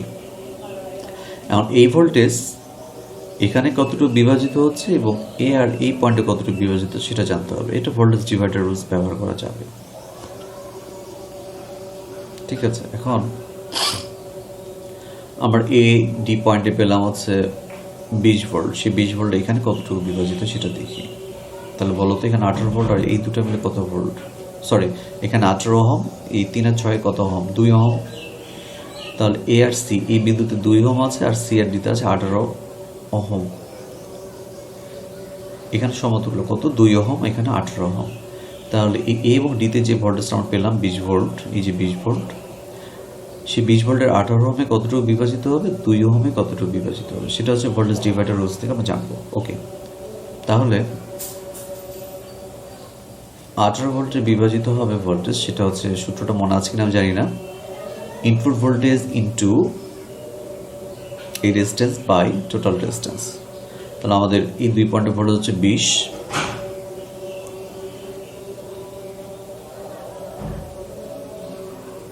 যদি আমরা এভাবে লিখেছি, লেখাটা দরকার ছিল এরকম যে 20 ইন্টু 18/20, তাহলে 18 ভোল্টই হয়। 20 ইন্টু 18/20, এই 20টা হচ্ছে মোট ভোল্টেজ, 18 হচ্ছে এটার রেজিস্ট্যান্স বাই 20 হচ্ছে এটার মোট রেজিস্ট্যান্স, 18+2 টোটাল, এইভাবে 18 ভোল্ট হয়। তো এখানে যদি 18 ভোল্ট হয় তাহলে এটুকু বাকিতে 2 ভোল্ট হবে, কারণ এই পুরোটাতেই তো 20 ভোল্ট, তাহলে এখানে যদি 18 ভোল্ট হয় তাহলে এখানে 2 ভোল্ট হবে। ওকে, তাহলে 18 ওহমের ভোল্টেজ ড্রপ পেলাম 18 ভোল্ট। আচ্ছা বলো তো 5 ওহমের ভোল্টেজ ড্রপ কত হবে? 5 ওহম তো আসলে এ আর ডিতে রয়েছে, তাই তো? তো ভিএডি বের করলাম না আমরা, এই যে ভিএডি 20 ভোল্ট, তাহলে সেই 20 ভোল্টে 5 ওহম পাবে। এটা লেখা ছিল ভোল্টেজ ড্রপ অ্যাট 5 ওহম। 18তে কত ছিল? 18 ভোল্ট। 3 এবং 6 কত ছিল? 2 ভোল্ট। অর্থাৎ এই 3 ওহম 2 ভোল্ট পাবে, 6 এবং 2 ভোল্ট পাবে। তাহলে আমরা একটু সামারিতে যাই, অ্যান্সারগুলো আমরা পেয়ে গেছি সব। তোমাদের মনে আছে কিনা? 8 ওহমে পেয়েছি আমরা 40 ভোল্ট, বাকি ভোল্ট এই 2 পয়েন্টে, কারণ সব মিলে তো 60 ভোল্ট। এডিতে পেয়েছি আমরা 20 ভোল্ট, এই 20 ভোল্ট কিন্তু 5 ওহম পাবে, কারণ এডিতেই সেই 5 ওহম আছে প্যারালাল সার্কিটের সূত্র অনুসারে। 40 ভোল্ট, 20 ভোল্ট, এই শাখাও 20 ভোল্ট পাচ্ছে। এই শাখাতে আবার 2টা পার্ট আছে, এটা একটা, এই 2টা মিলে একটা। 20 ভোল্টে পাচ্ছে 18 ভোল্ট, বাকি 2 ভোল্ট এই প্যারালালে যে 3 এবং 6 আছে তারা পাবে 3 ভোল্ট, 3 ওহমও পাবে 2 ভোল্ট, 6 ওহমও পাবে 2 ভোল্ট। তাহলে এইভাবে আমরা 5টা রেজিস্টরের যে ভোল্টেজ আলাদা আলাদা আমরা বলতে পারছি। ওকে, এগুলো আমাদের টেক্সট বইয়ের সাথে রিলেটেড না, তারপর আমি এই চ্যাপ্টারের সাথে রিলেটেড বলি 2টি উদাহরণ ঠিক আছে। এখন আমরা বইয়ের কিছু উদাহরণ দেখব। 3 নম্বর উদাহরণ তোমাদের টেক্সট বই থেকে প্রবলেমটি নেওয়া। 1 এবং 2 আমরা একটু জটিল করে বলেছি আলোচনা, যদিও তোমাদের বোর্ড পরীক্ষাগুলোতে এই চ্যাপ্টার অঙ্কগুলো এত জটিলভাবে হবে না। এই ছোটো ছোটো এই ধরনের সার্কিট দিবে, সার্কিট দিয়ে কারেন্ট, মোট রেজিস্ট্যান্স, শাখা কারেন্ট এগুলো বের করতে বলবে। আচ্ছা, আমাদের উদাহরণ 3-এ কী বের করতে বলছে একটু পড়ি আমরা প্রশ্নটা। ক্যালকুলেট দ্য টোটাল কারেন্ট, মোট কারেন্ট বের করতে হবে। মানে যে এই 2.60 ভোল্ট ব্যবহার করছি, এই দিক দিয়ে কতটুকু কারেন্ট যাচ্ছে, যে শাখাগুলোতে বিভাজিত আবার কতটুকু, ওই কারেন্ট কতটুকু ব্যাটারি নেগেটিভ প্রান্তে প্রবেশ করবে। মোট current, voltage drop across the resistance 5 ohm. এখানে 5 ওহমের রেজিস্ট্যান্স দেখতে পাচ্ছ কোথায়? এই যে R2, এখানে ভোল্টেজ ড্রপ বের করতে হবে। এই R2তে কতটুকু বিভব পতন হচ্ছে, এবং total power of the following circuit, এই সার্কিট টোটাল পাওয়ার কতটুকু কনজিউম হচ্ছে, মানে প্রত্যেক রেজিস্টরে কতটুকু পাওয়ার ব্যবহার হচ্ছে। আর টোটাল বলতে বোঝানো হচ্ছে যে সব রেজিস্টর মিলে যতটুকু পাওয়ার সেটার যোগফল। ওকে, একটা রেজিস্টরের বিভব বের করতে চাইলে কি কি তথ্য জানতে হয় মনে আছে কি? একটা রেজিস্টরের ভোল্টেজ ড্রপ বের করতে চাইলে সেই রেজিস্টরের মান বা সেই শাখার মান, রেজিস্টরের মান যেমন 5 দেওয়া আছে, এবং এই শাখাতে কতটুকু কারেন্ট যাচ্ছে সেটা জানতে হবে। অর্থাৎ আই এবং আর জানলে ভি বের করা যাবে, ভি সমান আই আর, এভাবে। ওকে, তাহলে আমাদের এটার এই সার্কিটে বের করতে হবে টোটাল কারেন্ট, এই 5 ওহমের ভোল্টেজ ড্রপ, এবং কতটুকু পাওয়ার ব্যবহার হচ্ছে, কনজিউম হচ্ছে সেটা। ওকে,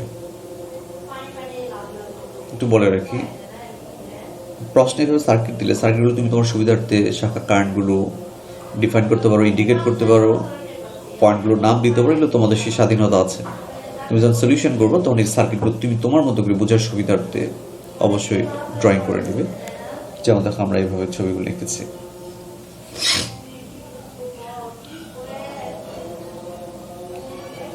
যদিও এখানে মোট কারেন্ট আইটা ইন্ডিকেট করা হয়নি, এটা ভুল হয়ে গেছে আসলে। এখানে মোট কারেন্ট আইটা দেখাতে পারো,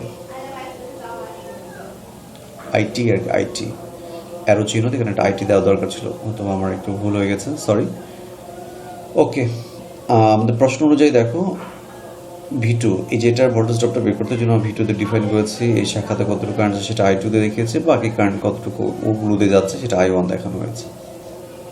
আচ্ছা, আমরা এই ফিগার, এই ছবি অনুযায়ী আমরা একটু কথাগুলো বলে নিই। অ্যাপ্লাইড ভোল্টেজ সেটা VT দেখিয়েছি, VT সমান 60 ভোল্ট, টি দিয়ে বোঝানো হয়েছে টোটাল ভোল্টেজ, টোটালের টি। সাবস্ক্রিপ্ট যেটা টি দেখতে পাচ্ছ এটা হচ্ছে আমাদের টোটালের টি ব্যবহার করছি, VT সমান 60 ভোল্ট। ওকে, টোটাল রেজিস্ট্যান্স RT বোঝাচ্ছি। বলো, এই যে কয়টা, 1টা 2টা 3টা 4টা 5টা রেজিস্টার আছে, এদের সমতুল্য মোট রেজিস্ট্যান্স আরটি কীভাবে হবে? তো এই মোট রেজিস্ট্যান্স বের করতে চাইলে কে কার সাথে সিরিজ, কে কার সাথে প্যারালাল একটু খেয়াল করতে হবে। আমরা টোটাল রেজিস্ট্যান্স আরটির এই ইকুয়েশনটা বানাবো। এর আগের উদাহরণ দেখেছি আমরা এই পাশ থেকে দেখি। আমি অঙ্ক করার সুবিধাতে আমি সবসময় সোর্সের বিপরীত দিক থেকেই দেখি। তোমাদের যে দিক থেকে দেখতে সুবিধা হয় সেভাবেই করতে পারো। আচ্ছা, শুরুতে আসি। 3 এবং 6 দেখো,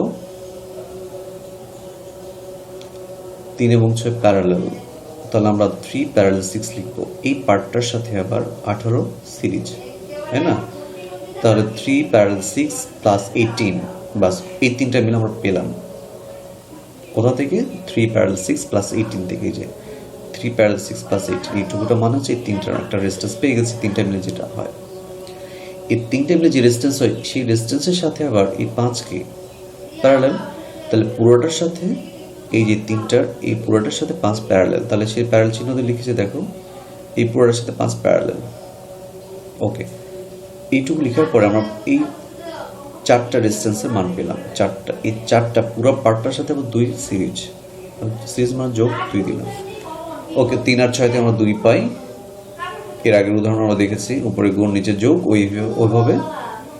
তারপর 18 প্যারালাল 5 টু, আচ্ছা 18 আর 2 থেকে আবার 20 পেলাম। 20 আর 5 থেকে 20, 18 2 মিলে 20 হয়। 20-এর সাথে 5 প্যারালাল, তাহলে উপরে গুণ মানে হচ্ছে 100, নিচে যোগ মানে 25। এভাবে আমরা 4 পাই। 2 + 18 প্যারালাল 5 থেকে 4 পাই, এবং একটু হচ্ছে এটা।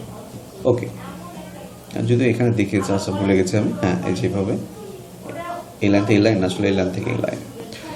এভাবে আমরা এই সার্কিটের মোট রেজিস্ট্যান্স আরটি 6 ওহম পেলাম। তো মোট রেজিস্ট্যান্স 6 ওহম পাইলাম, মোট ভোল্টেজ ভিটি সেটাও জানা, মোট রেজিস্ট্যান্স আরটি কেবলই বের করে ফেললাম 6 ওহম। তার মোট কারেন্ট বের করবো। আমাদের প্রশ্নে দেওয়া ছিল মোট কারেন্ট কত। ওকে, একটা অ্যান্সার আসছে, এখনই চলে আসবে। টোটাল কারেন্ট আইটি হচ্ছে ভিটি বাই আরটি। ওহমের সূত্র কিন্তু বারবারই আসছে, কারণ ওহমের সূত্রে 3টা প্যারামিটার ভি, আই এবং আর, এই 3টে নিয়েই ওহমের সূত্র। 10 অ্যাম্পিয়ার, তাহলে সার্কিট যে আমরা অ্যাপ্লাইড ভোল্টেজ বা ইএমএফ যে 60 ভোল্টেজ একটা বৈদ্যুতিক সোর্স ব্যবহার করছে 60 ভোল্ট, এই সার্কিটে কতটুকু কারেন্ট ডেলিভার করছে? 10 অ্যাম্পিয়ার। মানে এটা যে একটা ব্যাটারি প্লাস বা পজিটিভ প্রান্ত থেকে 10 অ্যাম্পিয়ার কারেন্ট বের হচ্ছে। এই 10 অ্যাম্পিয়ার কারেন্ট কোন শাখায় কীভাবে বিভাজিত সেটা তোমরা নিশ্চয়ই বুঝতে পারছো। সেটা আমরা এইভাবে আস্তে আস্তে আগাবো। মোট কারেন্ট 10 অ্যাম্পিয়ার পেলাম। এখন তোমার ছবির দিকে একটু তাকাও, এই 2 ওহম দিয়ে কতটুকু কারেন্ট যাবে তোমরা বলতে পারবে? অবশ্যই 10 অ্যাম্পিয়ার, কারণ এটা যদি ব্যাটারি হয়, ব্যাটারি প্লাস পয়েন্ট ধরো এই পাশে, এখান থেকে কারেন্টটা বের হচ্ছে 10 অ্যাম্পিয়ার, তাহলে অবশ্যই শাখাতে 10 অ্যাম্পিয়ার যাবে, কারণ আর কোনো বিকল্প রাস্তা নেই। সার্কিট অ্যানালাইসিস একটু করি আমরা। এটা দিয়ে 10 অ্যাম্পিয়ার কারেন্ট আসলো বা প্রবাহিত হচ্ছে। 10 অ্যাম্পিয়ার কারেন্ট এই যে এই মোড়ে বা এই জাংশনে এই পয়েন্টে আসলো 10 অ্যাম্পিয়ার। এই পয়েন্টে দেখা যাচ্ছে দুটো রাস্তা, একটা হচ্ছে এটা আর এটা হচ্ছে এটা। তার নিশ্চয়ই বুঝতে পারছো সে 10 অ্যাম্পিয়ার কারেন্ট কিছুটা এই রাস্তা দিয়ে যাবে বা এই শাখা দিয়ে, কিছু এই শাখা দিয়ে যাবে। সেটা আমরা I1 I2 দিয়ে বুঝিয়েছি। তো কিছু কারেন্ট যেটা এটা গেল, সেই কিছু কারেন্টের আবার দেখবা একটা অংশ এই 3 ওহম হয়ে যাবে আর একটা অংশ 6 ওহম হয়ে যাবে। তো আমাদের এগুলো জানার দরকার নেই আমাদের, কারণ আমাদের ভোল্টেজ ড্রপ বের করতে বলেছে এই রেজিস্ট্যান্স বা এই শাখার, যার কারণে আমরা এই I2টা আমাদের জানা একটু বেশি জরুরি। ওকে, আমরা মোট কারেন্ট জানি 10 অ্যাম্পিয়ার। ওকে, 10 অ্যাম্পিয়ার শাখা কারেন্ট I1 I2। তোমাদের কারেন্ট ডিভাইডার রুলসটি মনে আছে কিনা? কারেন্ট ডিভাইডার রুলস, 2টা শাখা, এখানে কয়টা শাখা? এই পয়েন্টে একটা, 2টা শাখা, একটা হচ্ছে এটার আর হচ্ছে সমগ্রটা মিলে। আমি বারবার বলছি কারেন্ট ডিভাইডার রুলসে 2টি শাখায় যে কারেন্ট বিভাজিত হয় সেই সূত্রটা তোমাদের সবসময় মনে রাখতে হবে। 2টি শাখায় কীভাবে কারেন্ট বিভাজিত হচ্ছে, মোট কারেন্টটা কীভাবে বিভাজিত হচ্ছে। আমাদের মোট কারেন্ট কত? 10 অ্যাম্পিয়ার। একটা এই শাখা আর একটা হচ্ছে এই শাখার জন্য I1 I2 আমরা বের করে ফেলি। I1 বের করতে হবে না I2? অবশ্যই I2, কারণ এই I2টা জানলেই না আমরা একটা বিভব পতনটা বের করতে পারবো। I2, তাহলে I2 সমান কী হবে?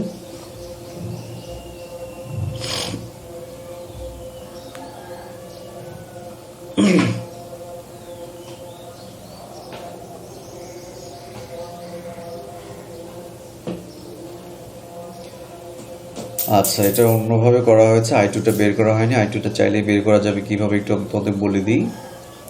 I2 হচ্ছে I2 সমান এই শাখার রেজিস্ট্যান্স বাই মোট রেজিস্ট্যান্স। এই শাখার রেজিস্ট্যান্সটা কত মনে আছে কিনা তোমাদের? 3 আর 6 2 পেয়েছি আর 8 20। এই শাখার রেজিস্ট্যান্সটা 20, এই শাখার 5। তো এই শাখার যদি আমরা কারেন্ট বের করতে চাই, তোমাদের মনে আছে কিনা লবে যাবে হচ্ছে বিপরীত শাখার রেজিস্ট্যান্স। আচ্ছা আমরা যাই ওটাতে একটু, এই যে এখানে দেখো আমরা এই শাখার কারেন্ট যদি বের করতে চাই তাহলে লবে যাবে বিপরীত শাখার রেজিস্ট্যান্স, এই যে বিপরীত শাখার রেজিস্ট্যান্স, আর নিচে হবে 2 শাখার টোটালটা। তাহলে আমরা প্রবলেমে আসি, আমরা এই শাখা বের করবো। এই শাখা হচ্ছে 5 আর এই শাখা কত জানি তাহলে বললাম 20 ওহম। এখানে 2 এখানে 8 20, এই শাখায় 5 এই শাখায় 20। ওকে আমরা এই শাখা কারেন্ট বের করবো। I2 সমান হবে কি? I2 সমান 20 এই শাখার রেজিস্ট্যান্স, 20 বাই এই 2 শাখা মিলে টোটাল রেজিস্ট্যান্স, এটা 20 আর 5 25, 20 by 25 into I total I কত 10 অ্যাম্পিয়ার। এইভাবে আমরা I2 বের করতে পারবো। I2 বের করলে আমরা এই I2 এর সাথে এই 5 গুণ করলে আমরা V2 বের করতে পারবো। কিন্তু এখানে আমরা যেটা করছি সেটা হচ্ছে ভোল্টেজ ডিভাইডার রুলস ব্যবহার করে। এটা খুব ইজি একটা ব্যাপার, ইজিয়েস্ট। সেটা হচ্ছে 60 ভোল্ট এই পয়েন্টে বিভাজিত হবে আর এই 2 পয়েন্টে, কারণ দেখো এই পয়েন্টের রেজিস্টর আছে আর এই 3টা মিলে আরেকটা প্যারালাল। 60 ভোল্ট এই শাখায় বিভাজিত হবে এবং এই 2 পয়েন্টে। তো এই শাখায় 2 ওহম আছে আর এই শাখায় কত আছে? এই শাখার রেজিস্ট্যান্স কত মনে আছে কিনা? 4। এই যে দেখো এই যে 2, এই 2টা হচ্ছে এই 2 আর 4 হচ্ছে এই সবগুলো মিলে। তো এখন 2 ওহম আছে, এখানে 4 ওহম, এই পয়েন্টটা হচ্ছে 4 ওহম, এই পয়েন্টে 2 ওহম। তো 60 ভোল্ট এই 2 ওহমে আর 4 ওহমে কিভাবে বিভাজিত হবে? তোমাদের বলে রাখি, যেই শাখার রেজিস্ট্যান্স বেশি সেখানে বিভব পতন বেশি হবে। আচ্ছা আমরা একটু খুব খোলামেলাভাবে একটা প্রবলেম সলভ করার চেষ্টা করি। 2 ওহম এখানে 4 ওহম। ওকে বলো তো 60 ভোল্ট এ কয় ভাগ পাবে, কয় ভাগ পাবে? এখানে 2 ওহম মানে 1 ভাগ আর 4 ওহমে আছে 2 ভাগ, কারণ 2 প্লাস 2 মিলে 4 হয়। তাহলে এখানে 1 ভাগ, এখানে 4 ওহম মানে 2 ভাগ, তাহলে টোটাল কয় ভাগ হচ্ছে? 3 ভাগ। তো 60 ভোল্টকে যদি আমরা 3 ভাগ করি তাহলে প্রতি ভাগে পড়ে হচ্ছে কত? 20 ভোল্ট।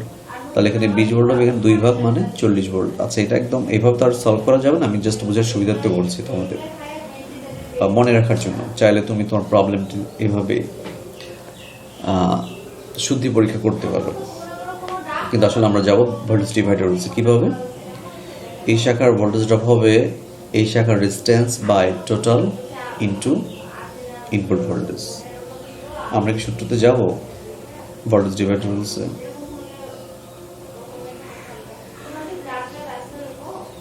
এই যে ভোল্টেজ ডিভাইডার রুলস, এই শাখার ভোল্টেজ ড্রপ V1 সমান কি হচ্ছে? মোট ভোল্টেজ এই যেটা ইন্টু R1 বাই R। এই R1টা কি? যার ভোল্টেজ ড্রপ বের করবো যে শাখা সেটা, যদি এখানে R1টা আসে নাই, বাই টোটালটা এই যে টোটাল ডিস্টেন্স। তো আমাদের এখানে তো মাত্র 2টা শাখা, একটা হচ্ছে 4-এর, এই যে সব মিলে 4 আর 2, তাহলে শাখার ভোল্টেজ ড্রপ হবে 4/6। এই যে 4 আর 2 যোগ 6, 4/6 এখানে তাই লেখা হয়েছে আর কি, 4/6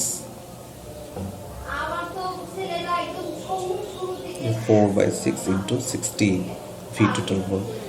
এভাবে 40 ভোল্ট পাওয়া যাচ্ছে। তো আমরা এই V2টা ভোল্টেজ ডিভাইডার রুলস ব্যবহার করে বের করতে পারি অথবা কারেন্ট ডিভাইডার রুলস ব্যবহার করে বের করতে পারি। আমি কারেন্ট ডিভাইডার রুলস বলছিলাম যে I2টা এই I থেকে I1 I2 সাহায্যে বের করা যাবে। ওকে আমরা আরেকটা উদাহরণ, এটাও টেক্সট বই থেকে নেওয়া, উদাহরণ 4। এটা সার্কিট দেখতে পাচ্ছি, যদিও একটু বিদ্যুতের সার্কিট মনে হচ্ছে। এখানে অনেকগুলো রেজিস্টর সিরিজ প্যারালেল যুক্ত, তো ভয় পাওয়ার কিছু নেই। কে কার সাথে সিরিজ, কে কার সাথে প্যারালেল বুঝে খুব সুবিধা, সহজ। এবং এই রেজিস্টরগুলো মানগুলো এমনভাবে নেওয়া আছে যে মুখে মুখে তুমি বলতে পারবো যে মোট রেজিস্ট্যান্স কত। আমি আবারও বলছি, এই ধরনের প্রবলেমগুলোতে মোট রেজিস্ট্যান্স বের করার ব্যাপারে সবচেয়ে বেশি সজাগ হবে, সচেতন হবে। ওকে এখানে আমাদের রেজিস্টর কয়টা আছে গুনি আমরা একটু, 1 2 3 4 5 6 7 8টি রেজিস্টর, তারা বিভিন্নভাবে যুক্ত এবং আপনাদের অ্যাপ্লাইড ভোল্টেজ 18 ভোল্ট একটা ব্যাটারি সোর্স দেওয়া আছে। এখানে মোট রেজিস্ট্যান্স বের করতে বলেছে না, ক্যালকুলেটর ভোল্টেজ ড্রপ 6 ওহম। আচ্ছা এই 6 ওহম ভোল্টেজ ড্রপ কত সেটা তোমাদের একটু বলে রাখি, কোনো শাখা কারেন্ট বা ভোল্টেজ ড্রপ বের করতে চাইলেও তোমাদের অবশ্যই মোট রেজিস্ট্যান্স মোট কারেন্ট বের করতে হবে। তুমি ভাবতে পারো যে আমার ভোল্টেজ ড্রপ বের করতে বলছে, আমি কেন মোট কারেন্ট মোট রেজিস্ট্যান্স বের করবো? কিন্তু তোমরা লক্ষ্য করেছো নিশ্চয়ই, শাখা ভোল্টেজ বা শাখা কারেন্ট বের করতে চাইলে অবশ্যই মোট ভোল্টেজ মোট রেজিস্ট্যান্স মানে অ্যাপ্লাইড ভোল্টেজ এবং মোট রেজিস্ট্যান্স জানতে হয়, জেনে মোট কারেন্ট বের করতে। মোট কারেন্ট না বের করতে চাইলে, না পারলে আমরা শাখা কারেন্ট শাখা ভোল্টেজ বের করতে পারবো না। তাহলে আমাদের মোট অ্যাপ্লাইড ভোল্টেজ দেওয়া আছে 8 ভোল্ট, মোট রেজিস্ট্যান্স কীভাবে ইকুয়েশনে তৈরি করতে সেটা আমরা একটু দেখবো সলিউশনে। এই যে আমি ইন্ডিকেট করেছি, এটার ভোল্টেজ ড্রপ বের করতে আমরা V1 দিয়ে লিখেছি আর কি, এই দুই প্রান্তে ভোল্টেজ 6 ভোল্টেজ ড্রপটা বের করবো। আচ্ছা, আমাদের কি এই ফিগারটা যেটা দেখতে পাচ্ছি অ্যাপ্লাইড ভোল্টেজ 8 ভোল্ট, এই যে যেটা VT দিয়ে দেখিয়েছি, টোটাল রেজিস্ট্যান্স RT বের করবো। তো আমরা এই দিক থেকেই দেখি, সার্কিটের ডান পাশ থেকে কে কার সাথে সিরিজ, কে কার সাথে প্যারালাল। বলো 15 এবং 7 কি, তার কিভাবে যুক্ত? সিরিজে। তাহলে আমরা লিখবো 15 যোগ 7। এই পার্টটার সাথে 22 কি, প্যারালাল। এই পার্টটার সাথে 22 প্যারালাল, কারণ দেখো এই দুই পয়েন্টে, এই পয়েন্টে আর এই পয়েন্টে 22 আছে, এবং এই পয়েন্ট এবং এই পয়েন্টে আবার 15 এবং 7 সিরিজ এও আছে। তাহলে এই দুই শাখা প্যারালাল। তাহলে 15 + 7 প্যারালাল 22, এই যেটা লিখেছে এখানে। ওকে, পুরো এই পার্টটার সাথে আবার এই তিনটার সাথে আর 5 কি সিরিজ, যেটা +5 লিখিয়েছি। ওকে, তাহলে এই চারটা মিলে একটা পাইলাম আমি। এই চারটার সাথে 16 কি প্যারালাল, মানে চারটা মিলে কতটুকু রেজিস্ট্যান্স সেটা আমি ব্র্যাকেটে দেখিয়েছি। এই যে 15 + 7 প্যারালাল 22 + 5, এই যে চারটা মিলে এটা। এই পুরোটার সাথে আবার 16 প্যারালাল, এই জন্য প্যারালাল চিহ্ন দিয়েছি এখানে, প্যারালাল 16। তাহলে আমরা এই পুরো এই যে স্কোয়ারের মতো যেটা দেখতে পাচ্ছি, পুরো এই পার্টটার আমরা রেজিস্ট্যান্স পেয়েছি। এই পুরো পার্টটার সাথে আবার 4 কি 4 সিরিজ। তাহলে পুরো পার্টটা একটা ব্র্যাকেটে রেখে +4 লিখেছি আমরা, এই যে +4। তাহলে আমরা এই যে এইগুলো মিলে পেলাম। বলতো এই যে 4 সাথে এই স্কোয়ারের মতো শেপ, এটা এগুলো সবগুলোর সাথে 12 কি প্যারালাল। এই যে পুরো পার্টের সাথে 12 প্যারালাল লিখছি। তাহলে আমরা 1200 সবই পেলাম, 6 ছাড়া, এই 6 ওহম ছাড়া সবগুলো, এই সবগুলোর সাথে আবার 6টা কি সিরিজ +6। ওকে, এখন দেখো আমি এই ইকুয়েশনের পর সরাসরি কেন 12 ওহম লিখেছি। তো পরীক্ষাতে যদিও লিখবে না তোমরা, আমি সহজ বিধায় একবার লিখেছি, তোমরা একটু একটা একটা লাইন বোঝানোর চেষ্টা করবে, কারণ এগুলো মুখে মুখেই পারা যাচ্ছে বিধায় আমি একবার লিখেছি। তোমরা কিভাবে সলভ করতে হবে, ক্যালকুলেশন করতে হবে সেটা তোমরা জানো। দেখো কিভাবে মুখে মুখে পারা যাচ্ছে। 15 আর 7 মিলে কত হয় 22, সে 22 আর 22 প্যারালাল করলে কত হয় 11। আচ্ছা, তো একটা কথা আমরা বলতে ভুলে গেছি, আমি যদি দুটো রেজিস্টারে আমরা প্যারালাল বের করি, আমরা বলেছি উপরে গুণ নিচে যোগ, যেমন R1 R2 প্যারালাল বের করবো, তাহলে উপরে হবে R1 × R2, নিচে হবে R1 + R2। কিন্তু মজার ব্যাপার, এই দুটি শাখার যদি সমান সমান রেজিস্ট্যান্স হয়, দুটি শাখার রেজিস্ট্যান্স যদি সমান হয়, যেমন এটাও R ওটাও R, তাহলে উপরে হবে R × R মানে R², নিচে হবে R + R মানে 2R। তুমি হিসেব করে দেখো, মান আসবে R/2। তাহলে সহজ করে আমরা বলতে পারি যে দুটি শাখার যদি রেজিস্ট্যান্সের মান সমান হয়, তাহলে তাদের সমতুল্য মান হয় অর্ধেক, একটির অর্ধেক। তাহলে আমাদের এখানে 22, এখানে 22, দুটা শাখা প্যারালাল, 22 প্যারালাল 22, তাহলে মান হবে 11, কারণ সমান সমান দুটি। গুণ করা যোগ করার দরকার নেই সমানের ক্ষেত্রে। যেমন 10 এবং 10 যদি আমরা প্যারালাল করি, মান হবে 5, 6 এবং 6 যদি আমরা প্যারালাল করি তাহলে হবে 3, এরকম বিষয়টা। তাহলে আমরা এখান থেকে পেলাম হচ্ছে 11, এই 11-এর সাথে আবার 5 যোগ, তাহলে কত হলো 16। তাহলে এই সেকেন্ড ব্র্যাকেটের ভিতরে যেটা আছে সেটা সবগুলো মিলে কত হচ্ছে 16। সেই 16-এর সাথে 16টাকে প্যারালাল, তাহলে মান হবে 8। তাহলে সবগুলো মিলে পেলাম 8। সেই 8-এর সাথে আবার 4 কি সিরিজ, তাহলে হবে 12। 8 আর 4 যোগ করলে 12। তাহলে এই যে থার্ড ব্র্যাকেটের ভিতরে যতগুলো আছে সব রেজিস্টারগুলো মিলে সমতুল্য রেজিস্ট্যান্স হচ্ছে 12। সেই 12-এর সাথে আর মজার ব্যাপারে এই 12টা আবার প্যারালাল, তাহলে 12 আর 12 প্যারালালগুলো হচ্ছে 6। তাহলে এই সমগ্র, এই 6 ছাড়া এই সমগ্র রেজিস্টারগুলো, সব রেজিস্টারগুলো মান হচ্ছে 6। সেই 6-এর সাথে 6 আবার সিরিজ যোগ, মান হচ্ছে 12। মানে আমি এই জন্যই এই এত বড় একটা ইকুয়েশন মুখে মুখে 12 ওহম লিখেছি। তোমরা স্টেপ বাই স্টেপ করবে, লাইন আরও বাড়াতে হবে পরীক্ষার খাতায় লিখতে গেলে। আর তুমি যে একবার লেখা হয় বুঝে নেবো তুমি কারো ডানে বামে কাউকে দেখে সরাসরি 12 লিখেছো, অথবা বুঝে নেবো তুমি এক্সট্রাঅর্ডিনারি ট্যালেন্টেড একটি স্টুডেন্ট, তুমি একবার এটা লিখেছো। তবে আমরা এতটুকু বলবো, টিচাররা অলওয়েজ পজিটিভ। তোমরা এই লাইনের পর যদি 12 লিখে আমি বুঝে নেবো তুমি মুখে মুখে বের করেছো। কারণ দেখো এই সার্কিটের সংখ্যাগুলো এমনভাবে দেওয়া, কোনো ফ্র্যাকশন নাই, কোনো দশমিক নেই, সরাসরি পূর্ণ সংখ্যা আসছে, যার কারণে এই মুখে মুখে বলা গেছে। যদি 15 জায়গায় 23 থাকতো, 7 থাকতো, তুমি মুখে মুখে পারতে না, ক্যালকুলেটারে হেল্প লাগতো, দশমিক আসতো।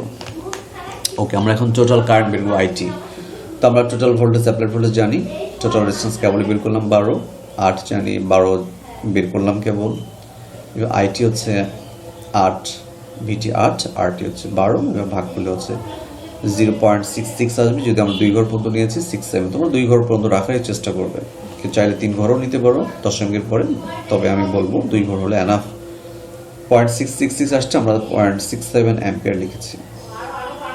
দেখো এখন প্রশ্নকর্তা যিনি প্রশ্ন করেছেন উনি বেশ সহজটাই তোমাদের দিয়েছে। যদি এই 16 ওহমের ভোল্টেজ ড্রপ বের করতে বলতো তাহলে অনেক জটিলতা আসতো, বা এই 5 ওহমের। তো তোমার বের করতে বলেছে 6 ওহম, এটা খুবই ইজি, কারণ এই ব্যাটারির পজিটিভ প্রান্ত, এটা টার্মিনাল ধনাত্মক প্রান্ত, এই ধনাত্মক প্রান্ত দিয়ে তো মোট কারেন্ট বের হচ্ছে, কিন্তু এই মোট কারেন্ট তো এই 6 এর মধ্যেই যাচ্ছে, যার কারণে আমাদের এই শাখা এই 6 এর আলাদা কারেন্ট বের করতে হয়নি বা হবে না, কারণ এই 6 ওহম দিয়ে মোট কারেন্টটাই যাবে। তাহলে আমরা খুব অনায়াসে এই 6 ওহমের ভোল্টেজটা বের করতে পারি কিভাবে, 6 ওহম ইন্টু এই যে কারেন্ট এর ভিতর দিয়ে যাচ্ছে সেটা, এই ভিতর দিয়ে মোট কারেন্টটাই যাচ্ছে। তাহলে আমরা V1 সমান লিখছি 6 ওহম যে কারেন্ট আছে যে কেবল বের করেছে এখানে, ইন্টু ওর রেজিস্ট্যান্স, ওই শাখার রেজিস্ট্যান্স, দুটো গুণ করে 4 ভোল্ট পাওয়া যায়। এটা হচ্ছে আমাদের সেই কাঙ্ক্ষিত ফলাফল যেটা আমাদের প্রশ্নে বের করতে বলেছে, যে 6 ওহমে ভোল্টেজ ড্রপ কত, এই যে 6 ওহম। ওকে, আমরা এভাবে হাজারো প্রবলেম করতে পারবো, অনেক প্রবলেম তোমাদের টেক্সট বই আছে, কিন্তু আমি এতটুকু বলবো পরীক্ষার আগের রাতে বা 2 দিন আগে যখন তুমি রিভিশন দিবে, অবশ্যই একটা স্ট্যান্ডার্ড অঙ্ক রিভিশন দেওয়ার চেষ্টা করবে। একটা অঙ্ক শিখবে, শেখার মতো শিখবে, কারণ সেই অঙ্কটা যদি ভালোভাবে শিখতে পারো তাহলে সেই অঙ্কের মতো বাকি অঙ্কগুলো করা যাবে। কিন্তু তুমি যদি সাজেস্টিভ পড়তে চাও, 8টা 10টা অঙ্ক সাজেশনের মতো বের করে অনেকটা মুখস্থ করার মতো কিছু শিখো, আমি এতটুকু বলবো পরীক্ষার খাতায় লিখতে গেলে তোমার ভুল হওয়ার সম্ভাবনা থাকবে, অথবা যদি যে 6-7টা শিখেছো সেখান থেকে যে প্রশ্ন ঘুরিয়ে ফিরিয়ে অন্যভাবে একটু কিছুটা সৃজনশীল টাইপের প্রশ্ন করে দেয়, তাহলে সেটি সলভ করতে পারবে না। এই জন্য আমি বলবো একটা অঙ্ক শেখার মতো শিখো, তাহলে 1000 অঙ্ক করতে পারবে। তোমাদের এই বইয়ে প্রায় অনেকগুলো অঙ্ক করা আছে, 60-70টার উপর অঙ্ক দেওয়া আছে। তো আমরা 4টি উদাহরণ শিখলাম। আচ্ছা, তোমাদের সুবিধাতে আরও একটি উদাহরণ আছে, সর্বশেষ উদাহরণ আমরা এটা আলোচনা করবো স্লাইডে, এই ভিডিও টিউটোরিয়ালসে উদাহরণ 5। এই যে এই উদাহরণটা আমি টানতাম না, তবে এখানে একটা নতুন একটা সংযোজন ঘটেছে। দেখো এই যে শর্ট করে দেওয়া হয়েছে এই ব্যাপার, এই জন্য আমি প্রবলেমটি দিয়েছি, যেন এই ধরনের সার্কিট নিয়ে তুমি এই যে 5টা উদাহরণ শিখে তুমি তোমার বইয়ের সবগুলো উদাহরণ করতে পারো বুঝে বুঝে। ওকে, আমাদের এই উদাহরণটাতে বলা হচ্ছে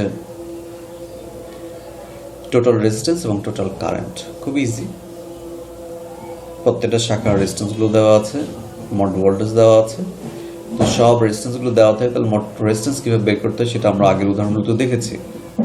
কিন্তু এখানে একটু বিড়ম্বনা বা এখানে একটু তোমাদের ভয় পাইয়ে দেওয়ার মতো ঘটনা ঘটিয়েছে। এখানে দেখো 60 এবং 40 এই দুটো রেজিস্ট্যান্স প্যারালালে যুক্ত, সাথে আবার মানে দুইটা রাস্তা, দুইটা শাখা। এখানে আরেকটা শাখা দিয়ে দিয়েছে যেই শাখার কোনো রেজিস্ট্যান্স নাই, একটা শর্ট করে দেওয়া আছে, পরিবাহী তার দিয়ে শর্ট করে দেওয়া আছে। আমার পরিবাহী তারে যদি সামান্য রেজিস্ট্যান্স থাকে, তো 60 এবং 40 এদের তুলনায় আমরা এটাকে 0ই ধরতে পারি, মানে কোনো রেজিস্ট্যান্স নাই। তাহলে এই পয়েন্টে এবং পয়েন্টে কয়টা শাখা, আমরা অঙ্কে যাবো, আগে একটু আমরা সার্কিটটা অ্যানালাইসিস করি। 3টা শাখা, একটা হচ্ছে 60 ওহমের শাখা, একটা হচ্ছে শর্ট করে দেওয়া যেটার কোনো রেজিস্ট্যান্স নেই 0 ওহমের শাখা, আর একটা 40 ওহমের শাখা। তুমি যদি 3টা শাখা যদি প্যারালাল সূত্র, 3টা, একটা হচ্ছে 60 ওহম, 0 ওহম, 40 ওহম, 3টা যদি প্যারালাল সূত্র দিয়ে 1/R1 + 1/R2 + 1/R3 এই সূত্র দিয়ে করো, তোমরা দেখতে পাবা এই 2 পয়েন্টের রেজিস্ট্যান্স 0, মানে এখানে কোনো রেজিস্ট্যান্স নাই। যদি দুটো আছে বাট এই শর্ট করে দেওয়ার জন্য এখানে রেজিস্ট্যান্স ভ্যানিশ। তাহলে বলো এই শাখাতে শুধু রেজিস্ট্যান্সের অস্তিত্ব আছে এই 6 ওহমের, এরা ভ্যানিশ, এই শর্ট করে দেওয়ার জন্য। তাহলে এই ধরনের যদি আমরা সার্কিট দেখি এইভাবে শর্ট করে দেওয়া হয়, তাহলে যে দুই প্রান্ত শর্ট করে দেওয়া হয়েছে সেই দুই প্রান্তে যতগুলো রেজিস্টর থাক না কেন সেগুলো অটো রিমুভ করে ফেলতে পারবো আমরা। আচ্ছা, আমরা অঙ্কতে যেতে পারি সলিউশন এভাবে, অথবা সরাসরি আমরা সার্কিট দিয়ে আমি একটু বুঝাই, আমরা সমাধান পরে যাচ্ছি। তাহলে এই শাখার রেজিস্ট্যান্স কত বলো? এই শাখার রেজিস্ট্যান্স হচ্ছে 6। এগুলো আমরা হিসাবে রাখবো না। এই শাখার রেজিস্ট্যান্স 6। এই 6-এর সাথে 12 কি প্যারালেল। তো 6 আর 12 প্যারালেল করলে আমরা কীভাবে বের করবো? মনে আছে, উপরে গুণ নিচে যোগ, মানে 12 × 6, নিচে হচ্ছে 12 যোগ 6, তাহলে উপরে হচ্ছে 72, 12 6 ক্যালকুলেটর দেখতে পারো 72 হয়, নিচে হয় 18। তাহলে আলটিমেটলি আমরা 12 এবং 6 দুটো প্যারালেল থেকে আমরা 4 ওহম পাচ্ছি, কারণ 72কে 18 দিয়ে ভাগ করলে 4ই পাওয়া যায়। সে 4-এর সাথে 6 কি, মানে এই পার্টটার সাথে এই পার্টের মান হচ্ছে 4, কেবলই বের করলাম। এই 4-এর সাথে 6 কি সিরিজ, তাহলে 4 আর 6 যোগ করলে কত হয়? সিরিজে যোগ 10 ওহম। তা এই যে এই সমগ্র এই যে সবগুলো মিলে আমরা পেলাম 10 ওহম। এই সমগ্রটার সাথে আবার এই 10 প্যারালেল, তাহলে 10 ওহম আর 10 ওহম প্যারালেল করলে কত হয়? তোমরা কি এখানেও বলবা যে উপরে গুণ নিচে যোগ? হ্যাঁ, বলতে পারো, তাও মান পাবে। কিন্তু আমি বলেছি দুটি শাখার যদি সমান সমান মান হয় তাহলে তাদের সমতুল্য, প্যারালেলের ক্ষেত্রে সমতুল্য মান হয় হচ্ছে অর্ধেক, 5। কারণ এটা হলো 10, আর এই যে সমগ্রগুলো আমরা বের করলাম 10 আর 10 প্যারালেল করলে হয় 5। প্রশ্ন ছিল মোট রেজিস্ট্যান্স যে 5 ওহম। দেখো সার্কিট দেখে আমাদের খাতা কাগজ কলম নিয়ে প্রবলেম সলভ করতে হচ্ছে না, মুখে মুখে পারা যাচ্ছে। যদি তুমি এভাবে বেশি ভালো করে মনোযোগ সহকারে এই প্রবলেমগুলো শিখো, তাহলে তুমি সার্কিট দেখো কিছু কিছু মুখে মুখে সলভ করতে পারবে। আমি এই কথাটা এই কারণে বলছি, ভবিষ্যতে যখন তোমরা চাকরি বাকরি পরীক্ষাগুলো দিবে, দেখবা কিছু কিছু প্রবলেম থাকে এমসিকিউ টাইপের, এরকম সার্কিট দিয়ে রেখেছে, অ্যান্সার বের করতে হবে, 4টা অপশন দেওয়া আছে, অ্যান্সার বের করতে হবে। তাহলে সেক্ষেত্রে তোমাকে তোর খাতা কলম এগুলো পাবে না। তাহলে এবার সার্কিট দেখে দেখে মুখে মুখে ঝটপট বের করতে হবে। আর এইভাবে যদি বের করার প্র্যাকটিসগুলো বেশি বেশি করতে পারো, তাহলে ব্রেনটা শার্প হবে। এবং যারা সার্কিট দেখে মুখে মুখে অ্যান্সার বের করতে পারছে, তারা অবশ্যই অবভিয়াসলি তারা লিখে অ্যান্সার বের করতে পারবে। এই জন্য আমি বারবার স্টুডেন্টদেরকে কিছুটা বেশি বেশি লাইন না বাড়িয়ে, বেশি বেশি রাফ না করে, কীভাবে দ্রুত সলভ করা যায়, ক্যালকুলেশন করা যায়, 2-1টা লাইন স্কিপ করা যায়, এই ব্যাপারে বেশি পরামর্শ দিই ব্রেনের শার্পনেস বাড়ানোর জন্য। দেখবা যারা দুর্বল স্টুডেন্ট, তারা কোনো অঙ্ক সলভ করতে গেলে তারা লাইন বাড়ায়, ছোট ছোট ক্যালকুলেশনগুলো তারা খাতায় লিখে ফেলে। আর যারা শার্প, তারা কিছু কিছু ক্যালকুলেশনগুলো মুখে মুখে করে ফেলে, যার কারণে সেগুলো আর দেখায় না। তাদের অঙ্ক করলে অঙ্ক ছোট হয়। যারা দুর্বল টাইপের স্টুডেন্ট, যারা একটু বোকাশোকা টাইপের স্টুডেন্ট, তাদের অঙ্কগুলো অনেক বড় হয়ে যায়। তবে তোমার ভেবো না অঙ্ক বেশি বড় করে করলেই শুধু ওই অঙ্ক দিয়ে টিচার বেশি নাম্বার দেবে। যারা ছোট করে করছে তাদের ছোট কম দেবে তা না। যারা ট্যালেন্ট মেধাবী স্টুডেন্ট, তারা অঙ্ক ছোট করেই করে, এবং তোমার খাতাতে তোমার ট্যালেন্ট সিটটা বুঝাইতে হবে। টিচার যেন বুঝতে পারে যে এটা একটা ট্যালেন্টেড স্টুডেন্টের খাতা। এই ধরনের একটা তোমার অ্যাটিটিউড তোমার খাতাতে যেন থাকে, তোমার লিখনের মাধ্যমে যেন বোঝা যায় যে তুমি একটু শার্প এবং খুব ট্যালেন্টেড স্টুডেন্ট। ওকে, আমরা কথা না বাড়িয়ে আমরা প্রশ্ন যা চেয়েছি সেটা বের করতে পারছি না সেটা দেখি। টোটাল রেজিস্ট্যান্স আমরা কেবলই বের করলাম 5 ওহম। ওকে, টোটাল রেজিস্ট্যান্স যদি বের করতে পারি, টোটাল কারেন্ট অনায়াসেই বের করা যাবে খুব সহজেই। কিভাবে? I সমান V/R, মানে RT। ভি হচ্ছে 150 ভোল্ট, RT হচ্ছে 5। এই মিলে হচ্ছে 150কে যদি 5 দিয়ে ভাগ করো 30 অ্যাম্পিয়ার হবে। আমাদের এই সলভটাতে এইভাবেই 30 অ্যাম্পিয়ার বের করা আছে সলিউশন। সার্কিটটা কেমন জানি বড়সড়, কিন্তু দেখো সলিউশনটা কত ছোট। ওকে, এরপরও তোমাদের এই চ্যাপ্টারে অতি সংক্ষিপ্ত আরও খুঁটিনাটি জিনিসগুলো পড়তে গেলে অনেকগুলো প্রশ্ন আসতে পারে। যে প্রশ্ন আসুক না কেন, অবশ্যই টপিক রিলেটেড প্রশ্নগুলো করার চেষ্টা করবে। এই ভিডিওর শেষে কমেন্টে তুমি প্রশ্নগুলো ছোট ছোট করে দিতে পারো বোঝানোর মতো করে। আমি তোমাদের কমেন্টে যে প্রশ্নগুলো আছে সেগুলোর অ্যান্সার দেওয়ার চেষ্টা করব। তো সবাইকে অসংখ্য ধন্যবাদ, ভালো থাকবে এবং এই ছুটির ভিতরে বাসায় সময়টাকে সঠিকভাবে ইউটিলাইজ করার চেষ্টা করবে। সবাই ভালো থেকো, আল্লাহ হাফিজ।